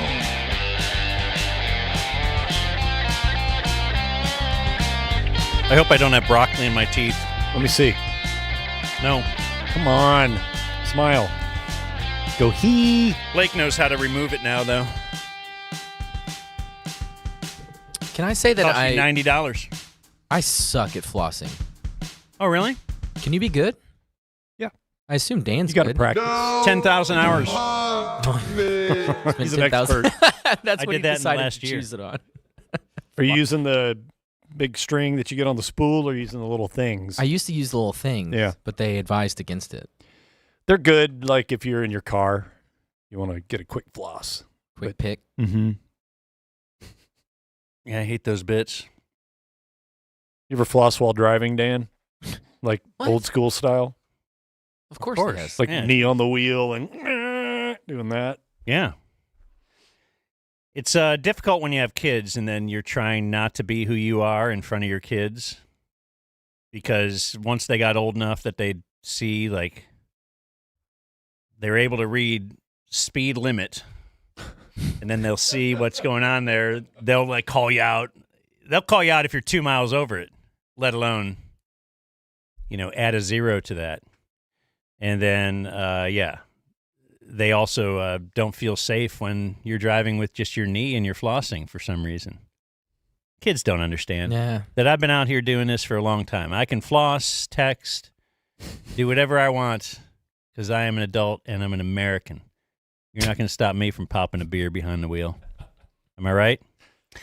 Hey, speaking of none of that, let's tell you about Qualis Roofing real quick. Love Qualis Roofing. They came out to my house and gave me, well, they didn't give me, but they put a new roof on my house. And they're just awesome. They kind of did all the back and forth with the insurance company. We didn't have to deal with any of that. They are at QualisGC.com, QualisGC.com. And if you get just a roof inspection through the end of September, well, I'll bet I can talk them into extending this. I can talk Qualis Roofing into a lot. So if you want something from Qualis Roofing, you get a hold of me. And then go to QualisGC.com. Anyway, free roof inspection, and they'll give you a free Dumb Zone T-shirt as well. And then if you get a roof, they will pay for a $6.90 sit-in on your behalf. I think also they're offering some kind of a, let's see, they'll give you an annual subscription. Yeah.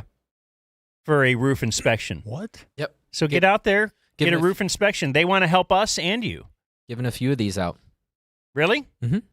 So, yeah, because now on the Substack, on the stack, you can actually gift a subscription.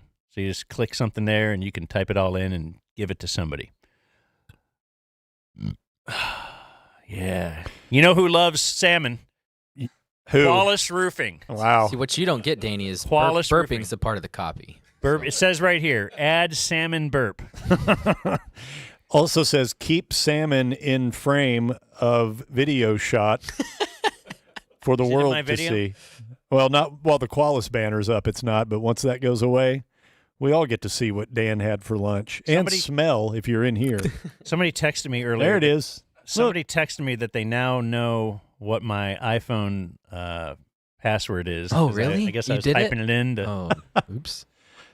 You don't do face recognition, brah? No, I stopped that during the pandy. Because I would be wearing the mask. He's got his camera. Oh, do you have your camera covered on this laptop?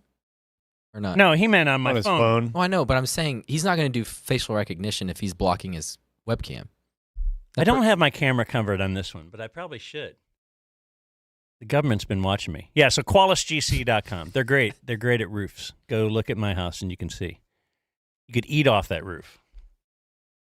Is that you don't want to eat off your roof. Anyway. Seems like you like to add improvised copy points. Hey, everybody. It's time to answer some of today's viewer mail. Answer, or at least read. We have plenty of birthdays today, as usual, after a weekend. But I got this from Hayden, who says, my brother is an aspiring stand-up in Austin. He is friends with another aspiring comedian named Taylor Neely. Anyway, Taylor Neely got slightly heckled by someone you may know on the Dallas Cowboys. So let's take you to the Taylor Neely video. So I got up a day, but I just moved here and I'm what?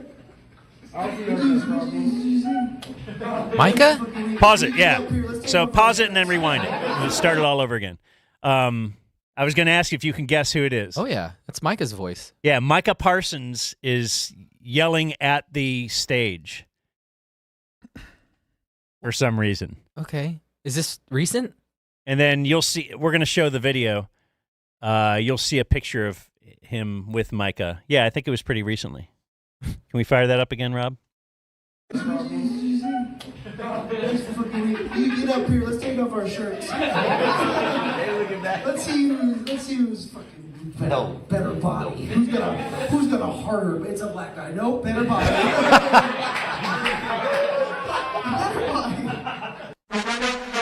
Yeah, there's a picture of Micah. Anyway. So Micah was heckling a comedian. I can see that. That seems like the kind of guy he is. Not heckling, but like talking to... He talks to the radio, right? Yeah. What about movie screens? Perhaps movie screens. Isn't he busy? Should he not? Like, okay. He's got football. He's got podcasting to do. Got a couple kids. Mhm. I think his mom lives at his house. He has a couple kids now?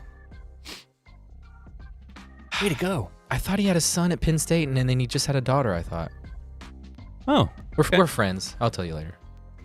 Dear Colonel Ingus and the fellow Asios, Day 1 subby annual membership, Day 8 Patreon. Monday is my Baltimore Ravens murdering linebacker birthday. My leaders are Rehab Jake, Danny's Making Mud Neighbor, and Julie's Gluten-Free Pizza. More Sarah Heppola. Oh, whoa. Counter. You're in luck. More Danny, more Julie, more Soroy. You don't know me by name, but you've quoted me for years. I was one of the Facebook commenters on the Coop Newberg fight. Oh. If you ever need an expert in golden handcuff / golden parachute plans, we're okay. Or Mormonism, I'm your guy. From Rob Barton. So it's his birthday. I was on top. Dear Lieutenant Labia, my wife Laura turned Shaq on the Celtics years old and would love a shout-out from her favorite internet personalities. Her leaders are Jake, Danny's Hook Shot, and the Cuck Chair from Bluey. What? Keep growing your media empire and stack that cheddar, bruvs. From Tyler Brewer. There's a chair in the corner of the room. And you know Bandit and Chili are all about it. Got pineapples up in their house. Yeah, I'm pretty sure Bandit's porking the poodle next door, too. Yeah. Wouldn't you? She's all into fitness and stuff. Yeah. They always have an interesting chemistry when they run into one another on the streets. Yeah, especially in Sheepdog. Mm-hmm. Dear Flicker of the Furberry. There it is. Want to wish a happy birthday to my good friend and cousin-in-law, Cody Buol. How did you find that so quickly? His wife probably woke him up in that special way, and due to hangover dehydration, had to work extra hard at it. What's a doo-doo hangover? Derek Kretschmer. You ever had one of those, Dan? Greetings, Uncle Clam Slammer. I am writing to you from the vastly inferior Gmail to wish a happy Dominique Ross birthday to my buddy and recent sit-in guest, Drew Wagoner, a.k.a. Drew Pac, pronounced like Tupac. See one of the Drews on Friday? He was the one who threatened a temper tantrum if we did not write in for his birthday. Oh, yeah. Leaders are lunch pail players like Jeff Heath, the four-figure cat, Michael Copeland's sexy face, and Blake saying she's a good ball handler during an Argyle Ladies Eagle basketball game. She was. He'd like to hear a drop of Kim Mulkey rejecting his sexual advances. More moosing and FPOV Blake from Andrew Chuckles Collier, Day 1, number 194. Blake's a fan of reverse POV. Hola, Tio Twat Omelet. This is my last birthday. Today is my good friend Tuxedo John's Bill Bates' birthday. No one woke him up in that special way. Tuxedo John is one of DFW's most eligible 40-year-olds that is looking for love. I believe in my heart there's a dumb... there's somebody out there for him. Listen, ladies. Look up Tuxedo John. This is from No Tux Chad. Great. Okay, so these guys must have been... Great bit. They came for a sit-in high atop my garage some weeks ago. And they had a pact together that they were both going to wear tuxedos because that'd be a good bit. I was there. And then one of the guys just didn't wear a tuxedo, which also then turned out to be a good bit because now one guy's wearing a tuxedo and the other guy's like normal. Like, what are you doing? And then a couple more here. One, says, Danny TV help. Dear Uncle Tater Twat, please pass this along to Danny. He could figure out his TV streaming issue. What, were you complaining about your TV scene? Just all the stuff you got to pay this? No, that, I think it was Netflix and you got Hulu. No, I think he may be talking about the conundrum that we all had when we didn't want to subscribe to a service that carried Bally's. So it was hard to watch, mainly the Mavs for me. Is that what he's speaking about? For roughly $30 a year, you could have pretty much anything he wants. Doesn't need a VPN. There's even a live TV add-on with 160 channels, including Bally's. Simple to set up and can be used with your phone, PC, Fire Stick, Roku, etc. From CT. The thing is, I've gotten a bunch of these from different people. Yes. And then it's always like, oh, it's real easy. But whoever's telling you to do it, it's like some tech guy. It's like Rob. Like, oh, man, this is real easy. And then all you got to do is wire like 4 things, and you just do this and press these buttons, and then you got it. What is it? Well, we have I don't know. It's just he sent me some link. It's Streamio. We have a friend, a very good friend of all of ours, that does something that I think is adjacent to what this guy's offering, where you have like your regular Fire Stick, but they get it and they hack it, and you have access to everything that's available, every streaming service, adult content, pay-per-view, everything, and you just PayPal the dude like $100 a month. And if it screws up, then he'll update it for you. Oh, it's 100% illegal. I think that may be what this guy's talking about. Maybe not. Maybe this is legit, but I doubt it for $30 a month. And then I have 2 more. This regards the Chisholm Trail. Dan, this is no 9/11 memorial, but I thought you might like to see some of the old Chisholm Trail. You know, this show is the official program of the Chisholm Trail. Saginaw, Texas has this post and memorial. Who knew there was a trail of Chisholm right through Saginaw? This is from Paul. And yeah, they just have a little setup there. What's the next one look like? And it's just a little something about the old Chisholm Trail. And somehow they thought your tax dollars should go toward creating this little plaque. And then we'll post it. And then everybody can read about the Chisholm Trail. There is a God. Which went through Kansas, it says.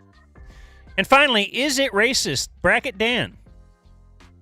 I am a restaurant manager. Recently, I hired an African-American named Sean Blackman.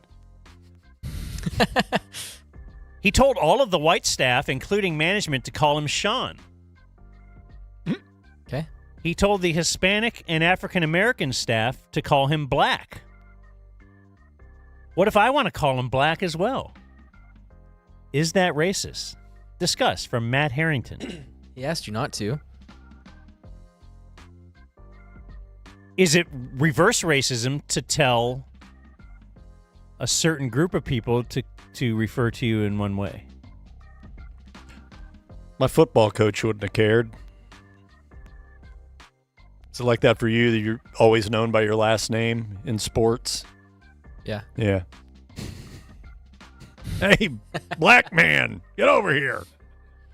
Drop and give me 20. Wind sprints, black man. Anyway, there is today's viewer mail. The news today will be brought to us by Early Bird CBD. Early Bird CBD is all the rage. It will help you, I guess their main copy point isn't that it's going to help you get to sleep, but a copy point is that it will help you kind of take the edge off at the end of a long day or just the end of any day. Yeah, if you're the type of person that likes to come home, uncork the old brown drink or have a glass of wine and you don't like the way that makes you feel the next day, Early Bird, there's no after effects. You take the edge off, you feel the chill without all the yucky alcohol byproducts. Right, Dan? So my wife is really into, does have trouble sleeping, and she was really into CBD, but she was saying they're just not working for me. And then she tried Early Bird CBD. And here's the difference. Early Bird CBD has THC in it. So that is the stuff. And it's very consistent, 2.5 milligrams of natural THC. The legal amount. The legal amount. Look, if you want to try 2, I'm not your dad. The point is, this is different. Like if you've had CBD and it's like, oh no, that's not for me. Early Bird CBD is definitely different. What's our call to action on that one, Blake? I'm trying to find that. Oh, the code DUMBZONE. One word, DUMBZONE, DUMBZONE. It is a single-use discount code good for 20% off earlybirdcbd.com. DUMBZONE at earlybirdcbd.com. Yep, it's one time, so buy all you can. Did you see the website? Do you like the promo codes I put up on the website? Yeah. DUMBZONE.com. I didn't know if I should have one post with all the promo codes on there or if a separate post for each promo code. This is a little web development talk. Yeah, we'll add some logos here, but it's a little web dev. It's a good start. Yeah. We finally have a place for our coupon codes. Yeah. Here's Jake. Get to know the terminology, Rob. Zone News. This is not Jake. But perhaps in a week, Jake will be back. A week from today, alleged, right? Mm-hmm. Big death in the world of Muzak. I learned yesterday on my phone that I believe Saturday, Chris Christopherson passed away, 88 years old. Now, Dan, I'll ask you, Blake, you probably don't, the name doesn't resonate much with you, does it? No. Yeah, but Dan, what do you think of when you think of old Chris Christopherson? Don't know any of his songs. Do know who he is. I know my mom thought he was real hot. Mm-hmm. She was right. She was really pro Christopherson, but I think of A Star Is Born. Yeah, I think if you It's the only thing I know him about. didn't follow his musical career, that would be But I know where nothing he's ever done. most people would know him from. You would know. I'm just not a music man. So he started out in the late 60s, and he was mainly known as being a songwriter. But it didn't stop him from releasing albums. He self-proclaimed that he thought that he had the voice of a frog. And by most standards, he wasn't a great vocalist or great singer, but he had his own unique style. But he wrote songs, standards by today's standards. Sunday Morning Coming Down, Help Me Make It Through the Night, For the Good Times, and, of course, Me and Bobby McGee. Most made famous by Janis Joplin, I would say. I've heard of that song. Yeah. And Janis Joplin made that song huge. Now, she was one of the artists from back in the 60s that died in the 27 Club, I believe. Artists that died at the age of 27. I've been in Janis Joplin's final resting place. Where is that? It's a hotel in California. Really? The Hollywood Hotel or something. I've been in the room. Did you stay there or just popped in? Is that where Janis Joplin died? I don't know where she died. Okay, then yes, I've been in the room. I've been in the very spot where Janis Joplin died. I was filmed by Big Dick Hunter's wife. Wow. Were you sitting in the bluey cuck chair? We were doing kind of a seance, reading from Janis Joplin's some book on Janis Joplin and then I would love to find that video, man. That's going to be my new goal for 2024. Uh-huh. Get your steps in and then find the Joplin seance video, right? Yeah, because that's the time we went to training camp, and Big Dick Hunter and the P1 Wild Ass Circus invited us to dinner. Bob and Dan showed up, decided this really sucks, and then there was this whole group of P1s because they took a van out there, driven by Greg the Whale. And yes. That whole there was like the guy from the Bunny Ranch was there, and Ron Jeremy wasn't there, but he was going to show up later or something. And then we just bolted. We bolted from dinner before they delivered dinner. And then Mike Turley was very mad at us. We had Turley on the show, a few months ago talking about this, and he was still mad. He's still pissed? Yeah. What was his recall on all of that? Pretty clear? Oh yeah. That's good. Yeah, he starred in Janis Joplin. 1976 as A Star Is Born. I think one of his first forays into the world of acting was a Martin Scorsese film in 74 called Alice Doesn't Live Here Anymore. I think that's probably on my list of old movies that I need to see for the first time. He was in Blade with Wesley Snipes in 98. Now, I will tell you this. Chris Christopherson, Dan, was a Rhodes Scholar. What does that mean to you? You've heard that term your whole life, I'm sure. It means you're really smart. But why? Why do they call it a Rhodes Scholar? It's like it's in England or something. Okay, keep going. Is that right? A lot of people just think it's ROAD, like you're just smart from being on the a road. Man about town and on the road, and you learned your skills on the streets, and you have a lot of common sense. But no, Rhodes, RHODES, capitalized. It's a scholarship given to a very select few people, and I believe it connects you with Oxford University, I think. All That right. sound right? But yeah, he was an incredibly smart Sounds like dude. it's England. But yeah, became an A-list Hollywood actor, country music superstar, legendary songwriter, and we lost him at 88. Details of how he died are not known at this point, but I would say he died of being 88. Yeah, man, you make it to 88. It's pretty sweet. What's your goal? 88? 100. 90? 100? No, Dan's is. I don't care. You want to live to be 100? You think you'll make it if you don't get run over by a cement mixer? Even if I do, man, I got the electrons going. I got the salmon. I think we're set. I think the over-under is 100 now for me. So when you're out at the ballpark and, I don't know, Jim Knox the third comes up to interview you and you're 100. Yeah, I'll be fine. And they're going to say, well, how'd you make it to 100? What's your secret? And Dan's going to say, Moccasins. Electrons and salmon. I'm going to sound much better than that. No, you're not. I'm going to still be doing this at 100.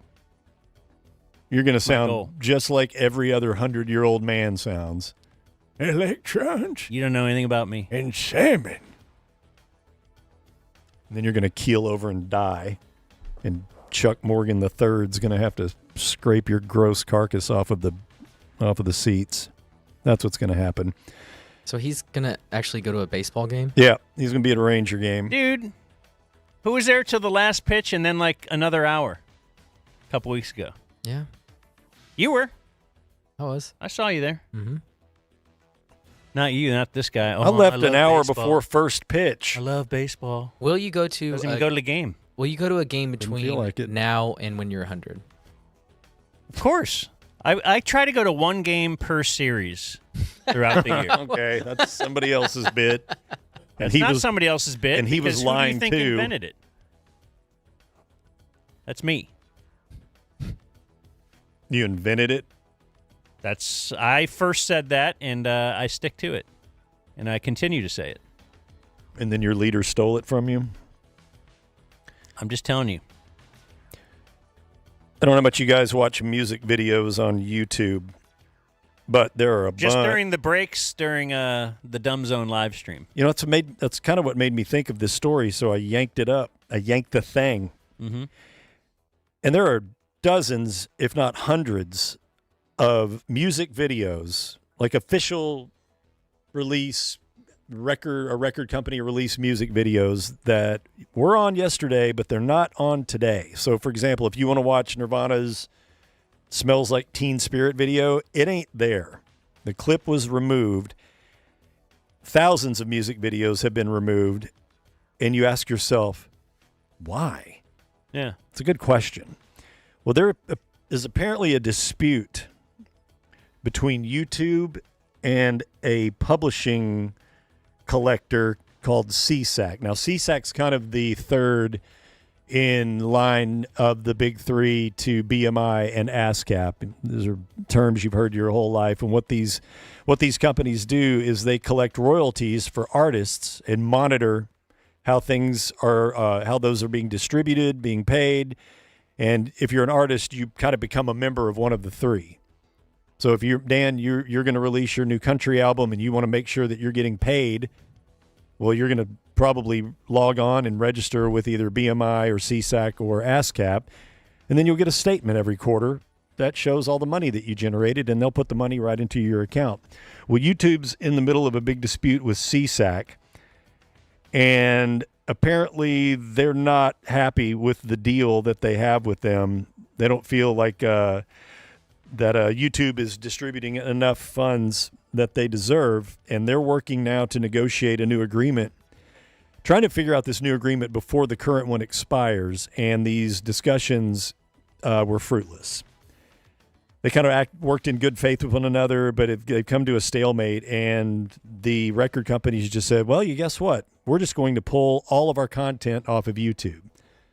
So if you're wondering why temp video is unavailable, you see that sign on some of these music videos that you probably wanted to watch on YouTube today. Now you know the reason. And you wouldn't have known if you hadn't tuned in to the Dumb Zone today, live streaming on YouTube. And we will collect all of our money from YouTube, won't we, Dan? God damn it. I don't think they give us anything.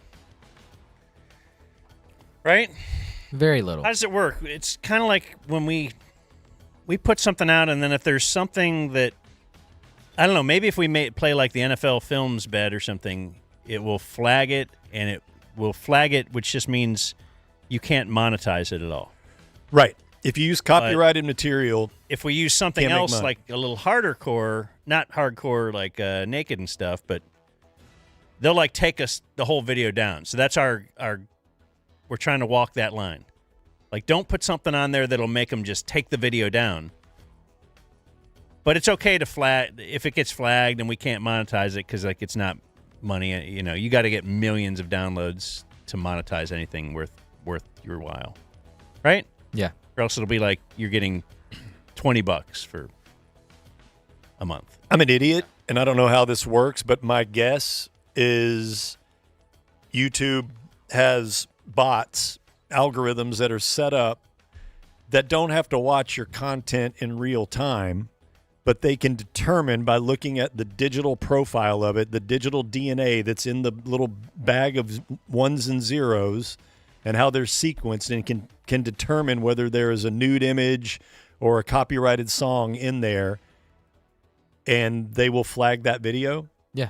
That's crazy. Yeah, the processing can take about an hour maybe, and then it can determine whether That's you can what monetize they're or doing not. during processing? Yeah. Oh. I was wondering. So have you had a problem where you've processed your video to upload on YouTube or whatever, and it just doesn't show up, or does it come later? Like It'll tell you. Yeah. You have to go in and cut that out or whatever. Yeah, it'll say like blocked, Mhm. which has happened to us a couple times, and it'll show you, and then you can go in and like trim it out or fix it however you can. It But tells you the part that it doesn't like? Yeah, like remember at training camp we played some Olympics videos, and it showed me like this is how long, this is copyright material from this source. Mhm. Same thing, we did a Kamala Harris video from BET, did the same thing. But it's actually amazing because if it just said blocked and you didn't know why, that'd be frustrating. But it says like, hey, this section is what got you in trouble. Well, that's nice. It is nice. Yeah, I'm on Team YouTube here in this fight. That's right. You're not with the YouTube. publishing people? No. You don't want them to get their money from YouTube? Yeah, maybe. But because, I mean, historically, and it's a short recent history, but all of these streaming platforms are just crushing it and Really? distributing very little to the artists. I mean, you've heard all the stuff about like Spotify, Apple Music. Yeah. No, I mean, how many actual plays you have to get to see any cash at all? I mean, I'm sure YouTube's right in the middle of that. I mean, anyone that's worked in radio remembers ASCAP and BMI. Yeah. And I remember, Dan has told this story a lot. Like, you could only play, 10 seconds of a song before you had to... It's what my program director in Dayton told us. It was like 13 seconds or else we get charged. Yeah. And then he one day he came in studio and sat there with a stopwatch. This is like what I've dealt with. Is that would be the program director. He sat there with a stopwatch. And so I would play a song real loud out of break and then just hit this button that would just make it nothing. Unreal. And he hated that. He wanted you to fade it out quicker, Yeah. right? Make it sound I'm pro. like, no, I did 13 seconds. You think it was easy to work with Managing me? Was? No, we had we did this coaches show, and there were speakers in the ceiling, and I was told that they worked, but the speaker wires were cut in the office because either ASCAP or BMI came in one day or were tipped off or something, and they heard like music on the speakers. Mhm. Yeah. And you weren't supposed to redistribute it or something. And so they just came in and said, what you're doing, you're not paying us for this Yeah. music. So they came in and cut the wires. If you have a jukebox at your establishment, you pay a blanket yearly fee to have copyrighted music on that jukebox, and it's directly proportional. The amount that you pay is proportionate to your CO. Like if you got a certificate of occupancy that says legally you can have 100 people in here, well then it's 100 times whatever formula they came up with. Dang. And you pay that per year, and it can be the bigger your place, the more you pay for playing. For having ambiance, for having a Do you know vibe that in your from place. Yeah, having for a sure. bar? Oh yeah, we write checks every year to BMI, ASCAP, and CSAC. They are So those. you say can what just you play copyright-free music in your bar. right. Yeah, you can get a hold of your just music library. beds? God, Yeah. can you imagine how funny that would be? Play this news sound, yeah. And just have the CDs on the news sounder. Yeah, copyright-free. Energetic skateboard music. Yeah. Man, that sounds good. So But this yeah, is- and this is why bands. you'd have Mark Rebier in and Right. all these local artists. Yeah. Just to have some ambiance that you wouldn't have to pay. Well, you pay them, but not. Well, if you're a live music venue, you have to report whether or not the bands that you hire are playing covers. So if you hire a Beatles band, Jeez, man. and they're playing copyrighted Beatles material, that costs you. And there's ways that you can kind of Like a lot? circumvent it. I mean, not enough to put you out of business, but it's look, everybody's got their hand out looking for whatever extra money they can find for whatever reason.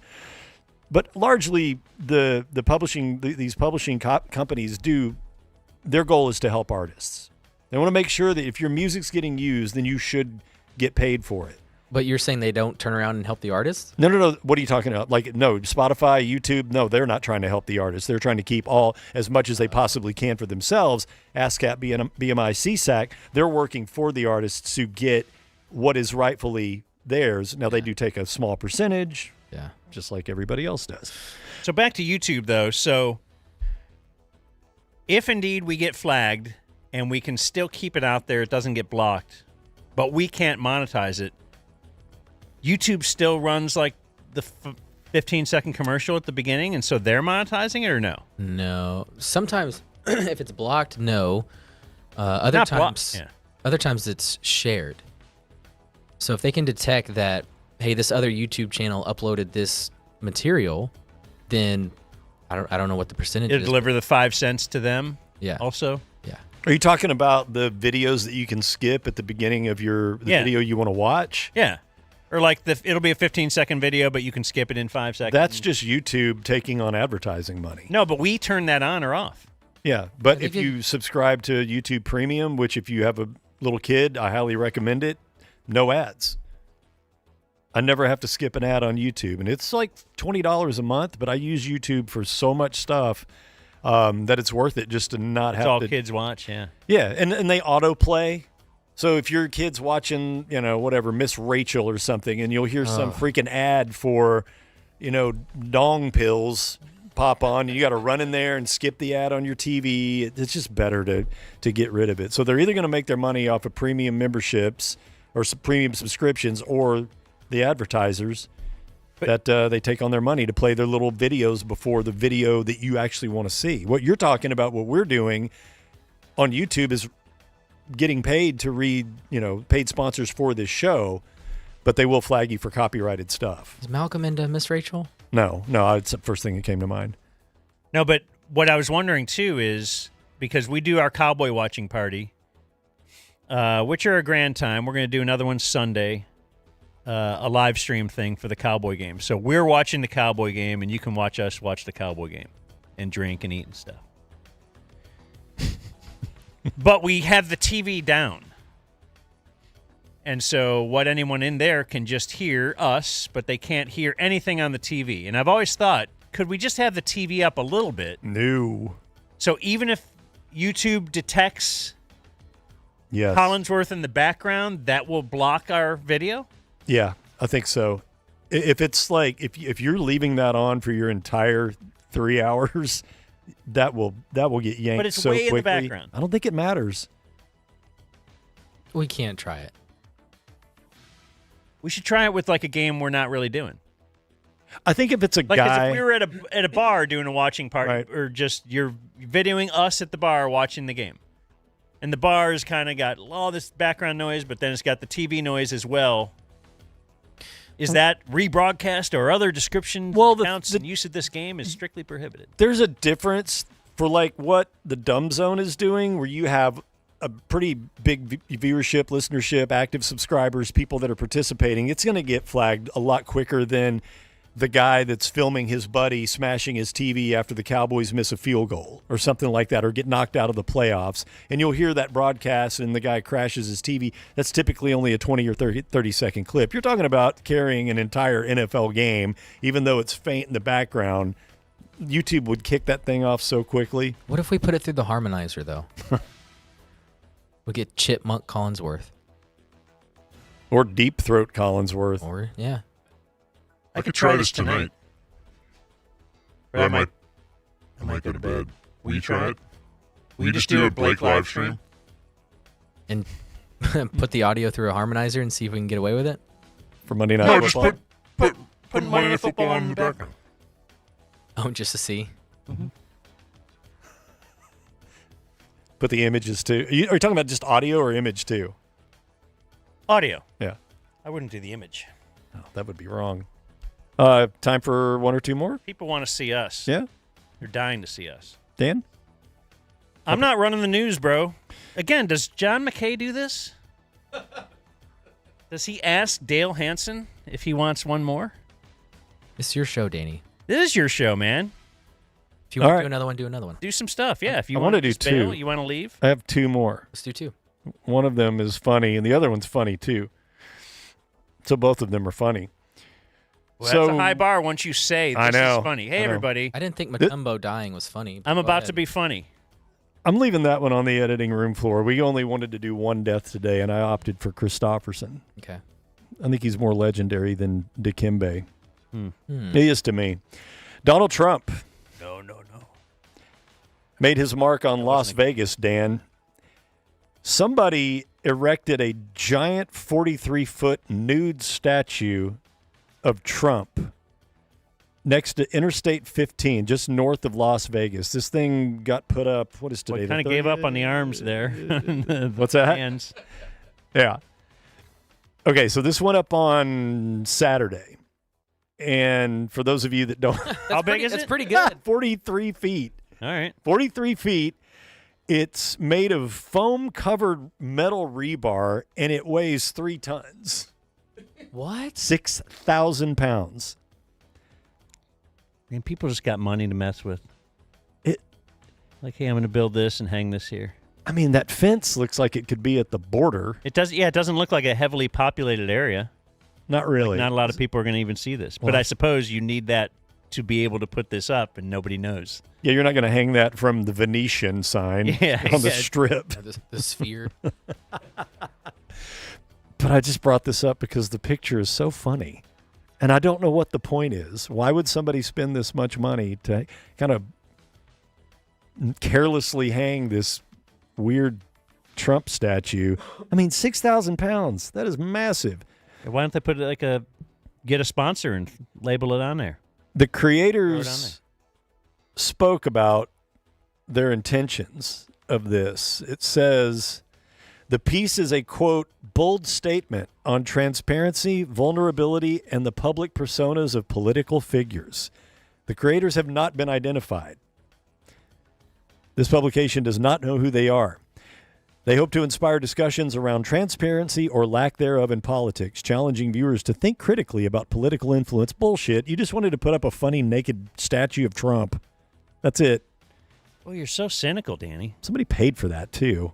Somebody out of their wallet pulled out money and paid for a 6,000-pound naked Trump. And look, did they pixelate his wiener on that, Rob? On the bottom one? Yeah, you need that for YouTube. Yep. There it is. It's like Japanese porn, Dan.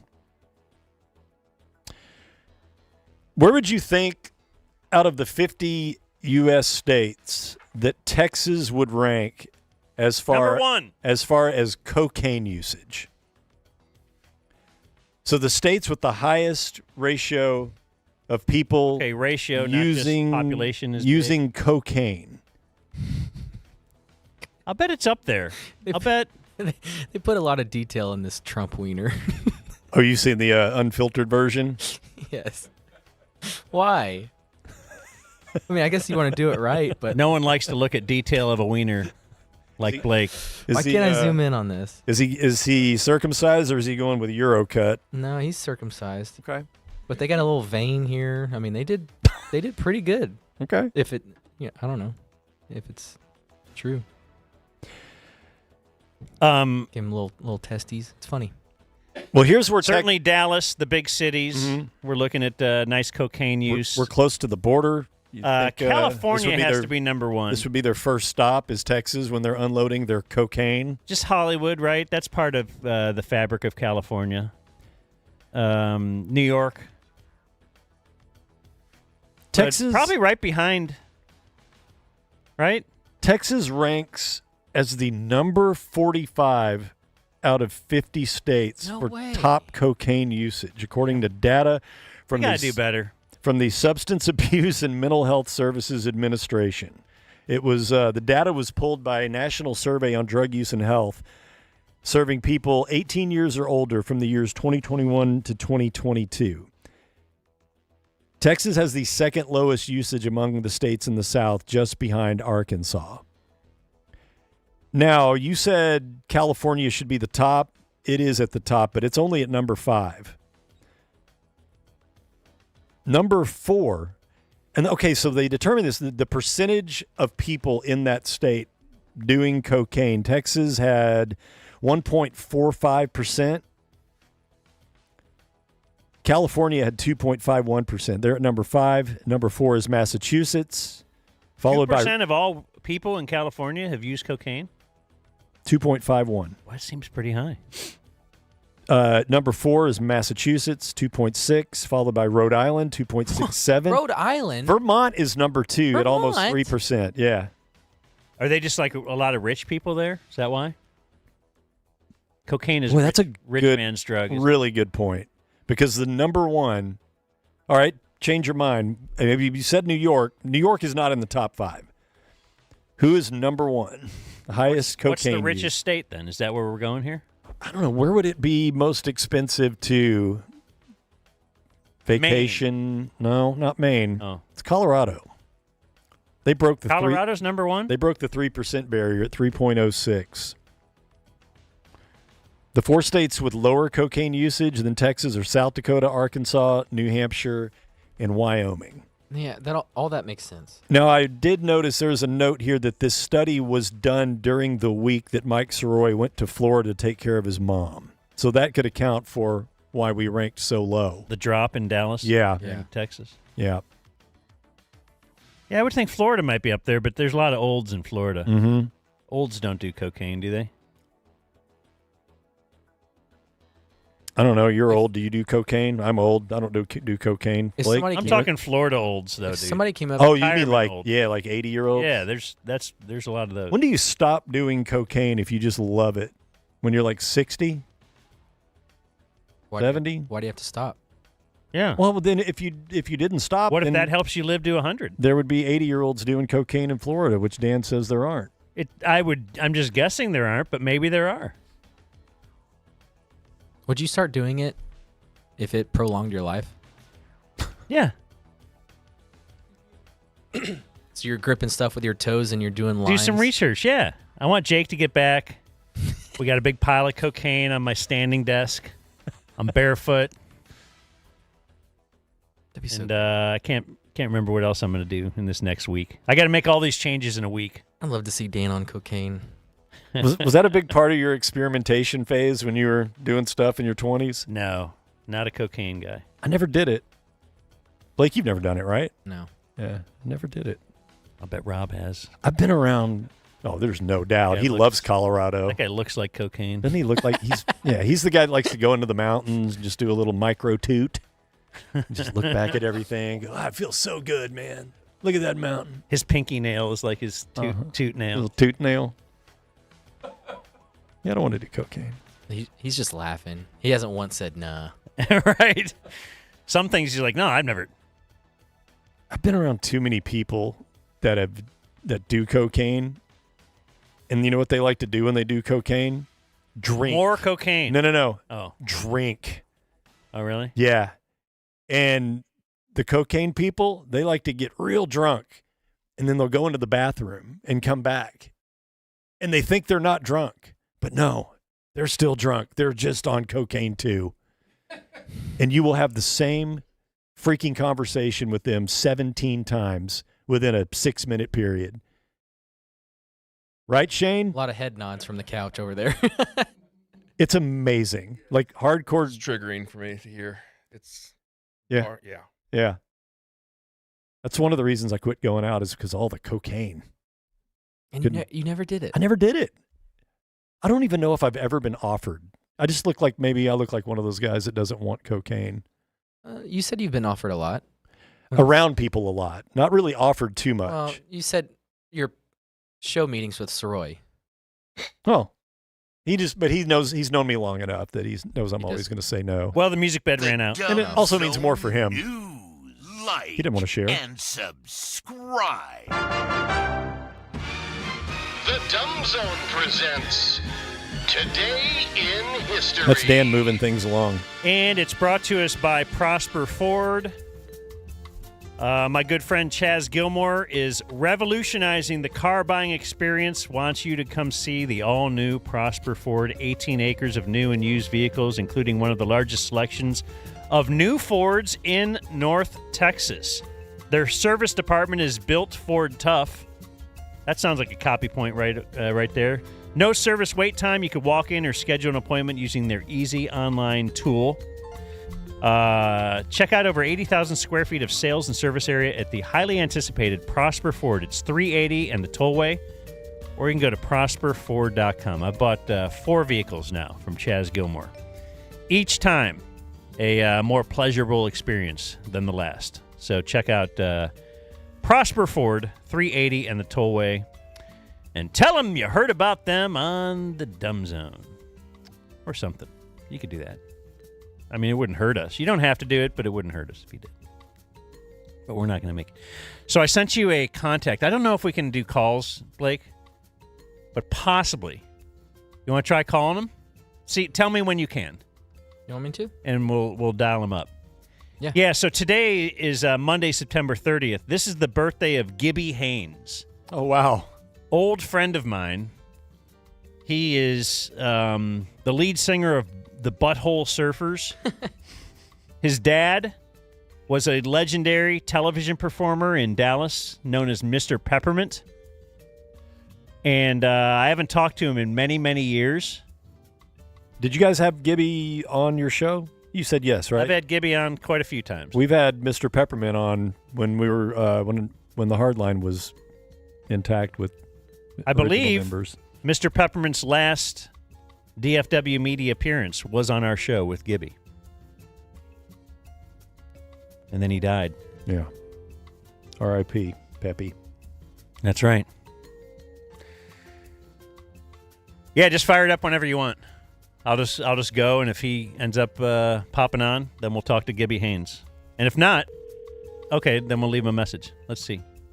Can you pump that up a little?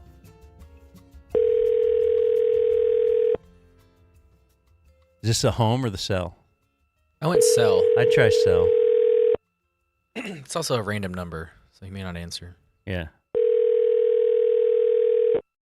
I wouldn't answer. Hello? Hey, Gibby? Yeah. Hey, this is Dan McDowell from Dallas. Do you remember me? Oh my God. Oh, It's Gibby Haynes, everybody. Texas. Oh my goodness gracious sakes alive. How about them Dallas Cowboys? How about them Cowboys, brother? Hey, we're calling You know to what? we're calling to wish you a happy birthday. Oh, thank you so much. Yeah, man. Oh my goodness gracious. Once again, sakes alive. Say hi to my Wow, friend that's Blake and Danny. Hi, Gibby. Hi, Gibby. Wow, cool. I could only hope that I'm on live radio. We're not on Dallas radio right now. We've God we've damn it. left the ticket. Today we are streaming live on the YouTube. Cool. I love the tube. That's right, the tube, bro. Let's go tubing. How far, where are you? Are you a Destiny fan at all? Stephen Bennell? No? Oh, you're right-wingy? Well, you're from Dallas. I can't blame you. Yeah. How you doing, I man? still How's love Satchel? Dallas. Wait, I better not. You shouldn't ask about people's kids, because what if something terrible has happened to his kid? Go ahed. No, he's doing great. Okay, He he's had got a great, kid named Satchel. That's cool. Yeah. Yep. Yeah. And he's a pitcher sometimes too, but not quite of that caliber. But he had an amazing spring playing baseball, and now he's then midsummer not so hot, and now he's working on the rest. But he's amazing. I love that. Kids are amazing, huh? You got some? Yeah, I got a couple kids. They're in college Yeah. now. How old is Satchel now? Not college age yet. No, he's 14. Okay. Yeah, and I'm 65. I think, or What? 7. I don't know. I don't know how old I am. It's I was really born in 57. you kind of stop counting after your 50s, correct? You stop being able to count. Yeah. Anyway, the Butthole Surfers, great. I met Gibby years ago because I happened upon some Butthole Surfers music, played it on the ticket. Somebody emailed me like, "Hey, I'm actually good friends with Gibby Haynes. You want to talk to him?" And then we met, and then you came in studio. And remember, Mr. Peppermint was on the show with us. I think that was his last DFW media appearance, as a matter of fact. Oh, really? Yeah. Really? Yeah. I don't. Oh, did we call? Oh, my dad. Oh, miss that dude. Yeah. I love him so much.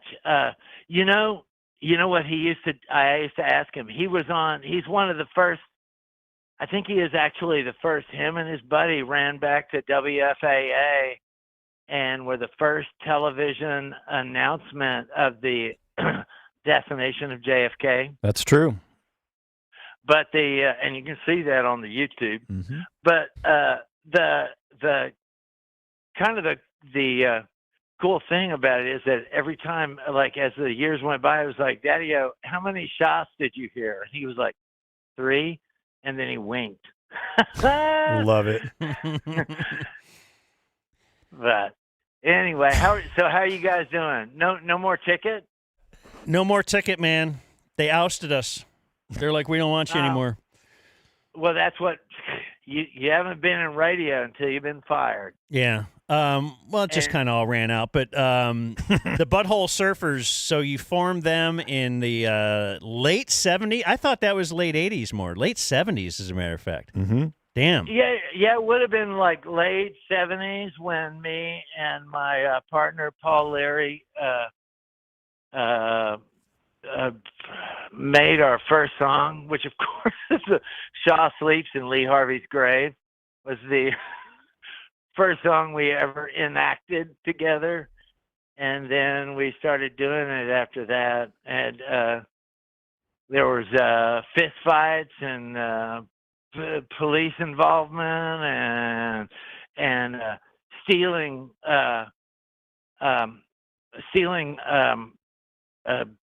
what do you call them? They're frozen rolls that the Asian people do. No one knows. No. People God. debated that for years. Dang it! This is live. What do you call that thing you're doing again? It's streaming. So, and it says here, Kurt Cobain met Courtney Love at a Butthole Surfers concert. Is that true? Maybe, but the more important thing is that Courtney Love and her friends enticed us to play a show in Minneapolis, and we went up there, and then Courtney Love stole all the money from the show and went out to Seattle, and that's where she met Kurt Cobain. Ah, all right. And one of the last times I've talked to her, she was like, "I got a check. I could pay you back right now." And? No, he couldn't possibly have accepted that. Oh, you still get mailbox money and stuff? We were just talking about ASCAP BMI the other day. You still doing all right on that? Oh, you have you can either get ASCAP or BMI. Okay. And my thing is that we got an ASCAP so we wouldn't get BM in our eye. But yeah, no, we're ASCAP. No, we actually make money still, years and years. It's unbelievable. I mean, multi-zero checks. Okay. Have to, yeah. Hey, It's nuts. Gibby, I remember, and forgive my ignorance on this a little bit, but I remember over the summer, I kept seeing a bunch of promotion and trailers out for a documentary on you guys, something like in June or July. But I kind of teasers. Did that come out? And if so, was it a theatrical release, or can you stream it? Because I remember seeing that going, I cannot wait to see this. But what's the deal with that? It is not completed yet. Okay. And it was financed. You kickstarted that, didn't you? Yes, we did, and we got money from that Kickstarter from the guy that invented the COVID vaccination. Oh, wow. Yeah, and so I could talk to that wing all I want to. I got the straight dope on how good the vaccination is, but nonetheless, to go on with, I'm gonna meet Derek Rossi is his name. Yeah. I'm gonna meet him this evening, and gonna go to a art show opening for Johnny Depp. Wow, so I'm dropping names. Yeah, bro. First Satchel, now you're on to Johnny Depp. Yeah. I can do that. So no idea quite yet when we can expect the movie to be released, the Butthole Surfers movie? It was just submitted to the South by. Oh, well, no, just submitted to what's the one up in the mountains?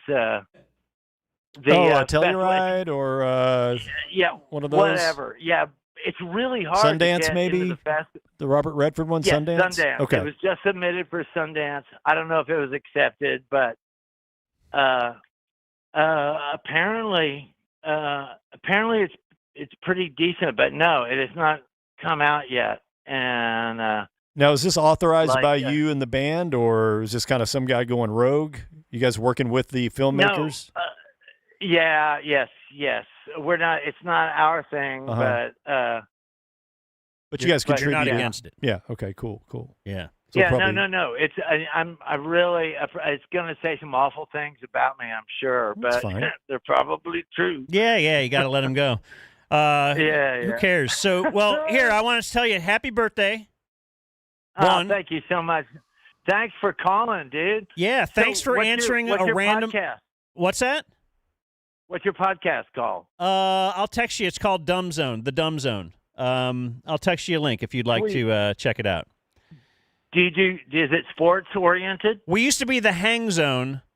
Yeah, it's sports is the base, but we'll do stuff like call Gibby Haynes and talk to him on his birthday. Fun stuff. So I just got to say Meredith to Hayes. That's all I want to say, man. Yeah. Bullet Bob, the inventor of the bomb, the Dallas Cowboys. They invented the bomb. Dude, I think you texted me the day that Don Meredith died. Oh, Because you were kind of distraught. who doesn't remember what they were doing when Don Meredith died? I know, You know, man. I was thinking, It's been the most. We will ask people that daily, and they will all just have instant recall. yeah. Yeah. So thanks for Don. Thanks for answering a random phone number too. I was surprised that you answered. Oh it. yeah. From Henderson, Texas. Is that East Texas? I don't know. It's just like we have this like a Google phone number that's how we're calling you. This is all done digitally, Gibby. How about that? All right, man. How about the I internet, love you huh? guys, please.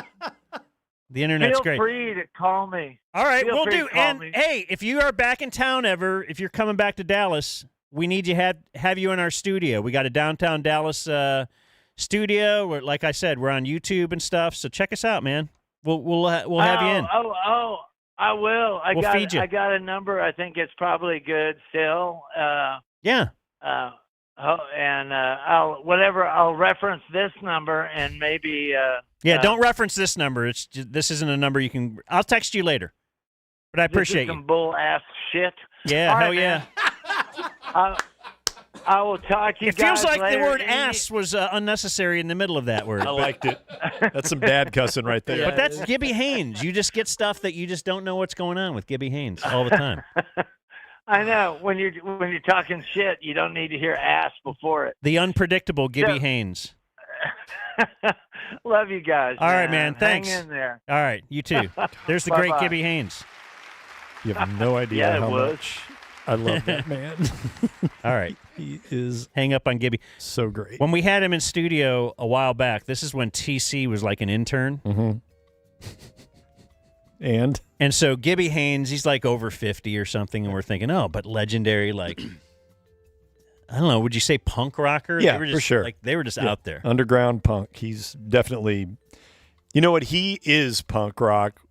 Other bands may claim to have a punk rock sound, but that guy lives it. Okay, so this goes to that. So he's like 50-something or whatever. Mm-hmm. And so that was like way back in the day he was this.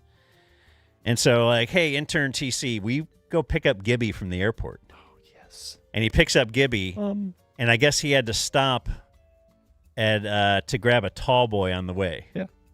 And so Gibby pounded a tall boy before he got in studio. And he's like 50-something. It's like, damn, dude. Well, hopefully it was a Lone Star, Dan. Right? It was definitely a Lone Star. I remember. I remember it vividly. I love that TC had to pick up Gibby Haynes from the airport. Yeah, isn't that sweet? Oh, my God. That's a long drive. No, Love Field, downtown. Come on. It's all good. Oh, Love Field? Nah, it's not. Today is Monday, September 30th. On this day in 1925, the Texas Technological College opened in Lubbock. It would later become known as Texas Tech University.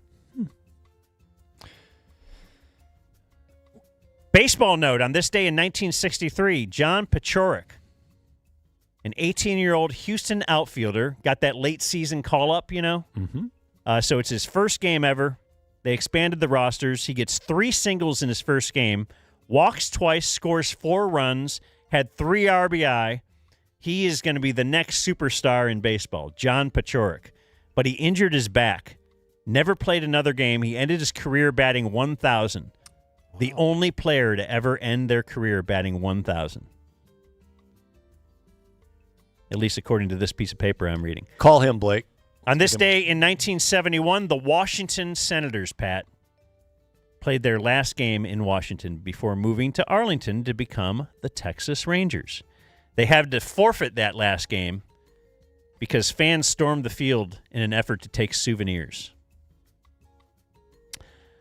This was the last game of the season in 1984 when Mike Witt needed just 97 pitches to throw a perfect game, 1-0 over the Texas Rangers.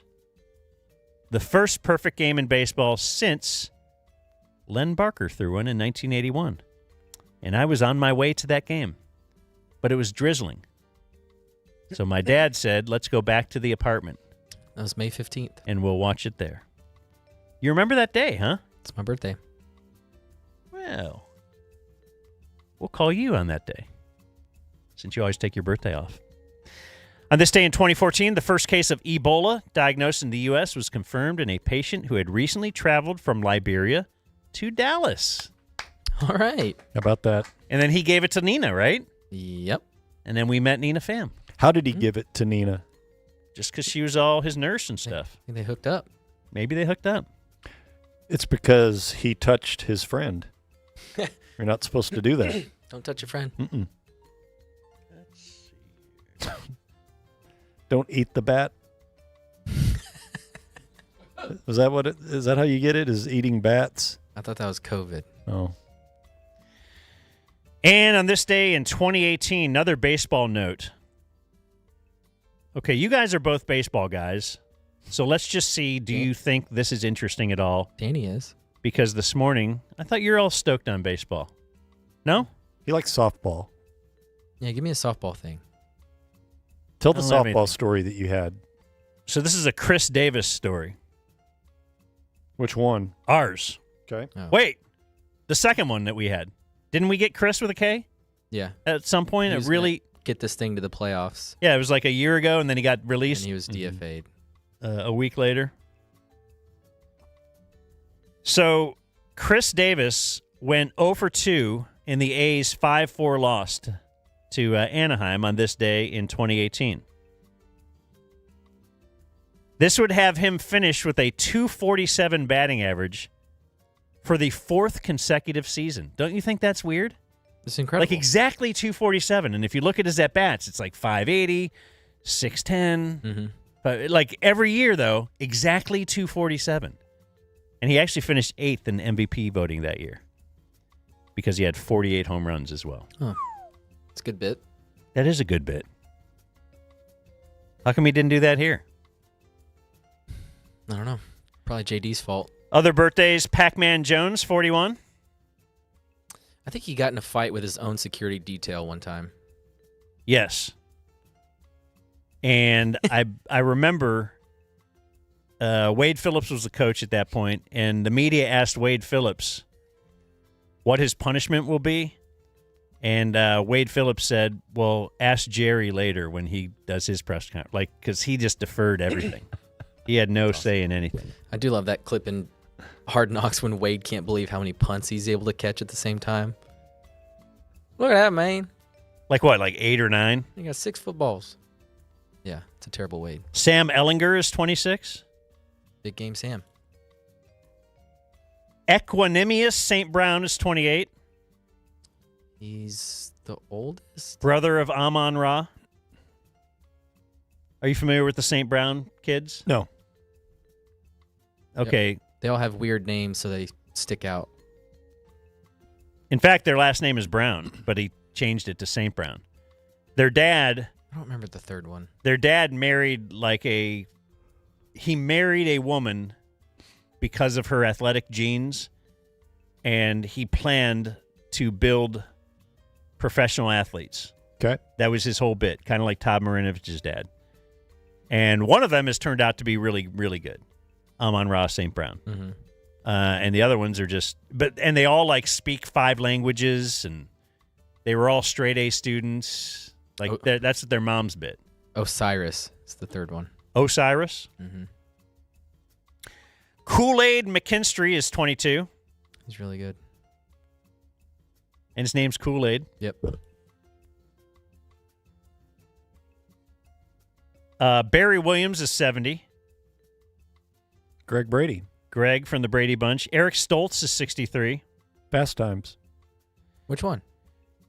The red-haired guy that would always fall out of the van, like the last one with Spicoli and his cronies. He never really said anything in Fast Times. No. Tony Hale, 54. Tony Hale. Isn't he Buster Bluth? There's no way to actually know that, so I'd only be guessing. Gibby Haynes, 67. Ta-Nehisi Coates, 49. Kieran Culkin, 42. Roman Roy. Love him.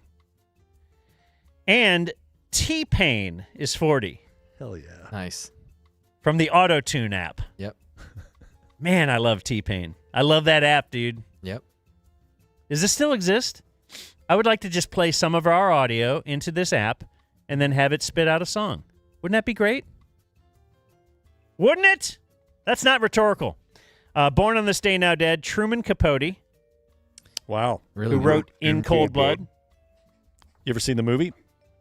What's that? In Cold Blood with Robert No. Blake. It's freaking awesome. Is it? Yes. I love the book. It's really good. Philip Seymour Hoffman? Well, no, this was like the old one. Oh, well, okay. Philip Seymour Hoffman was in Capote. Oh, And I okay. think that covered the time when he was writing or... Yeah, when he was writing it. You know, he wrote his first novel in the French Quarter in New Orleans. Truman? Yeah. Yep. I've been walked by his where he lived at the time. Many times. And born on this day, now dead, Chris Von Erich. A professional wrestler who committed suicide. Okay, how did he do it? Because weren't there more than one? I don't know. I know the Von Erich is like a thing around here. I saw that That's movie. The only reason I'm bringing it up. Yeah. The Zac Efron Iron movie? Claw, yeah. I'm not really interested at all. I mean, I didn't watch the movie. Dead on this day, still dead, Dan Quisenberry and Robert Kardashian. He died before all of this stuff happened, right? With Yes, his daughters before they became blowing up like they did and the way they did. Yes. Who was up? Huh? Oh.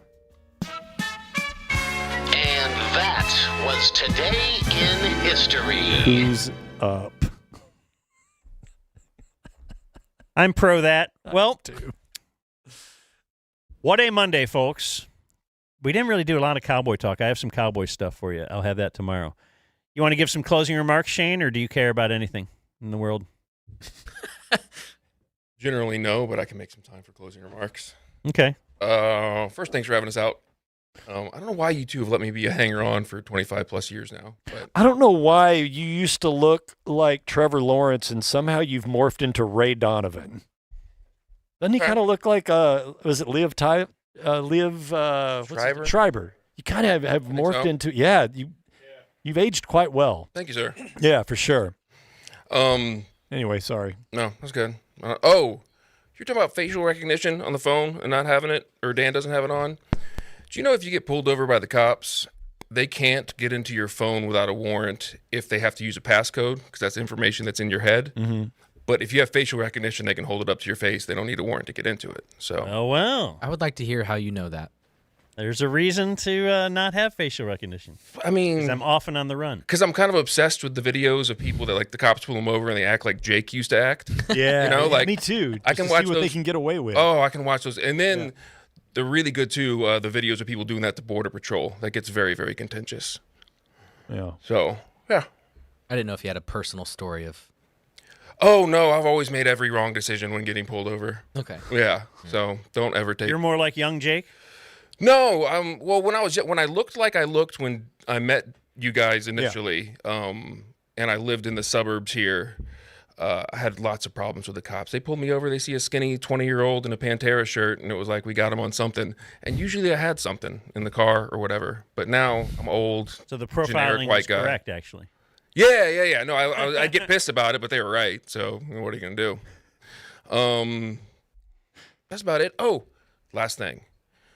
When you guys were on the ticket and Blake first became the producer, I fucking hated Blake. Yeah. I did. And it wasn't really about you. It was about I just hated change, right? Mm-hmm. Like, I think it was this past June when I finally got over Tom Gribble taking over for Rick Arnett. So it just takes a while, you know? Wow.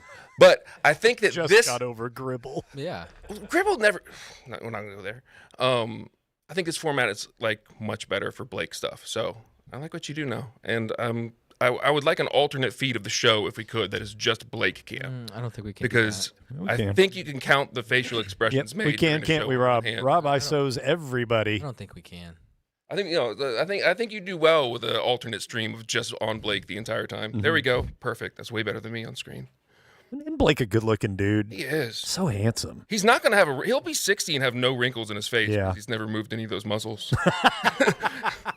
We done? Can we hit the thing? Can we go? Never been pressed a single Closer, Rob. No. Let's get intimate with Blake. Get in there. Look at that. Look at that Thanks snack. for listening. Okay, cool. You see my trophy back here? Look how uncomfortable he is right Ate it. now. Can't stand it. You look good, dude. You're a really good-looking dude. What are you, 33? Will you fire the thing He already? looks great.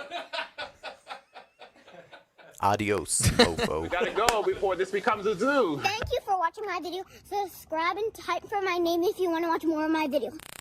Latarian Milton is not your typical 7-year-old. Few his age have ever driven an SUV up and down several busy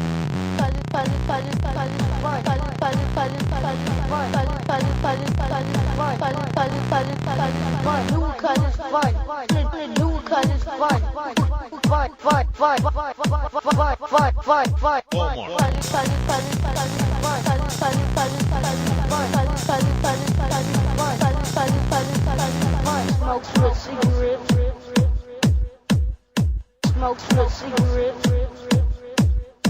I yanked the thing. I yanked the thing.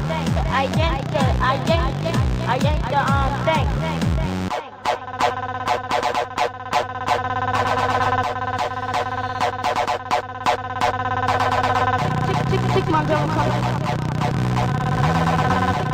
Tick my girl coming. I've been to a car.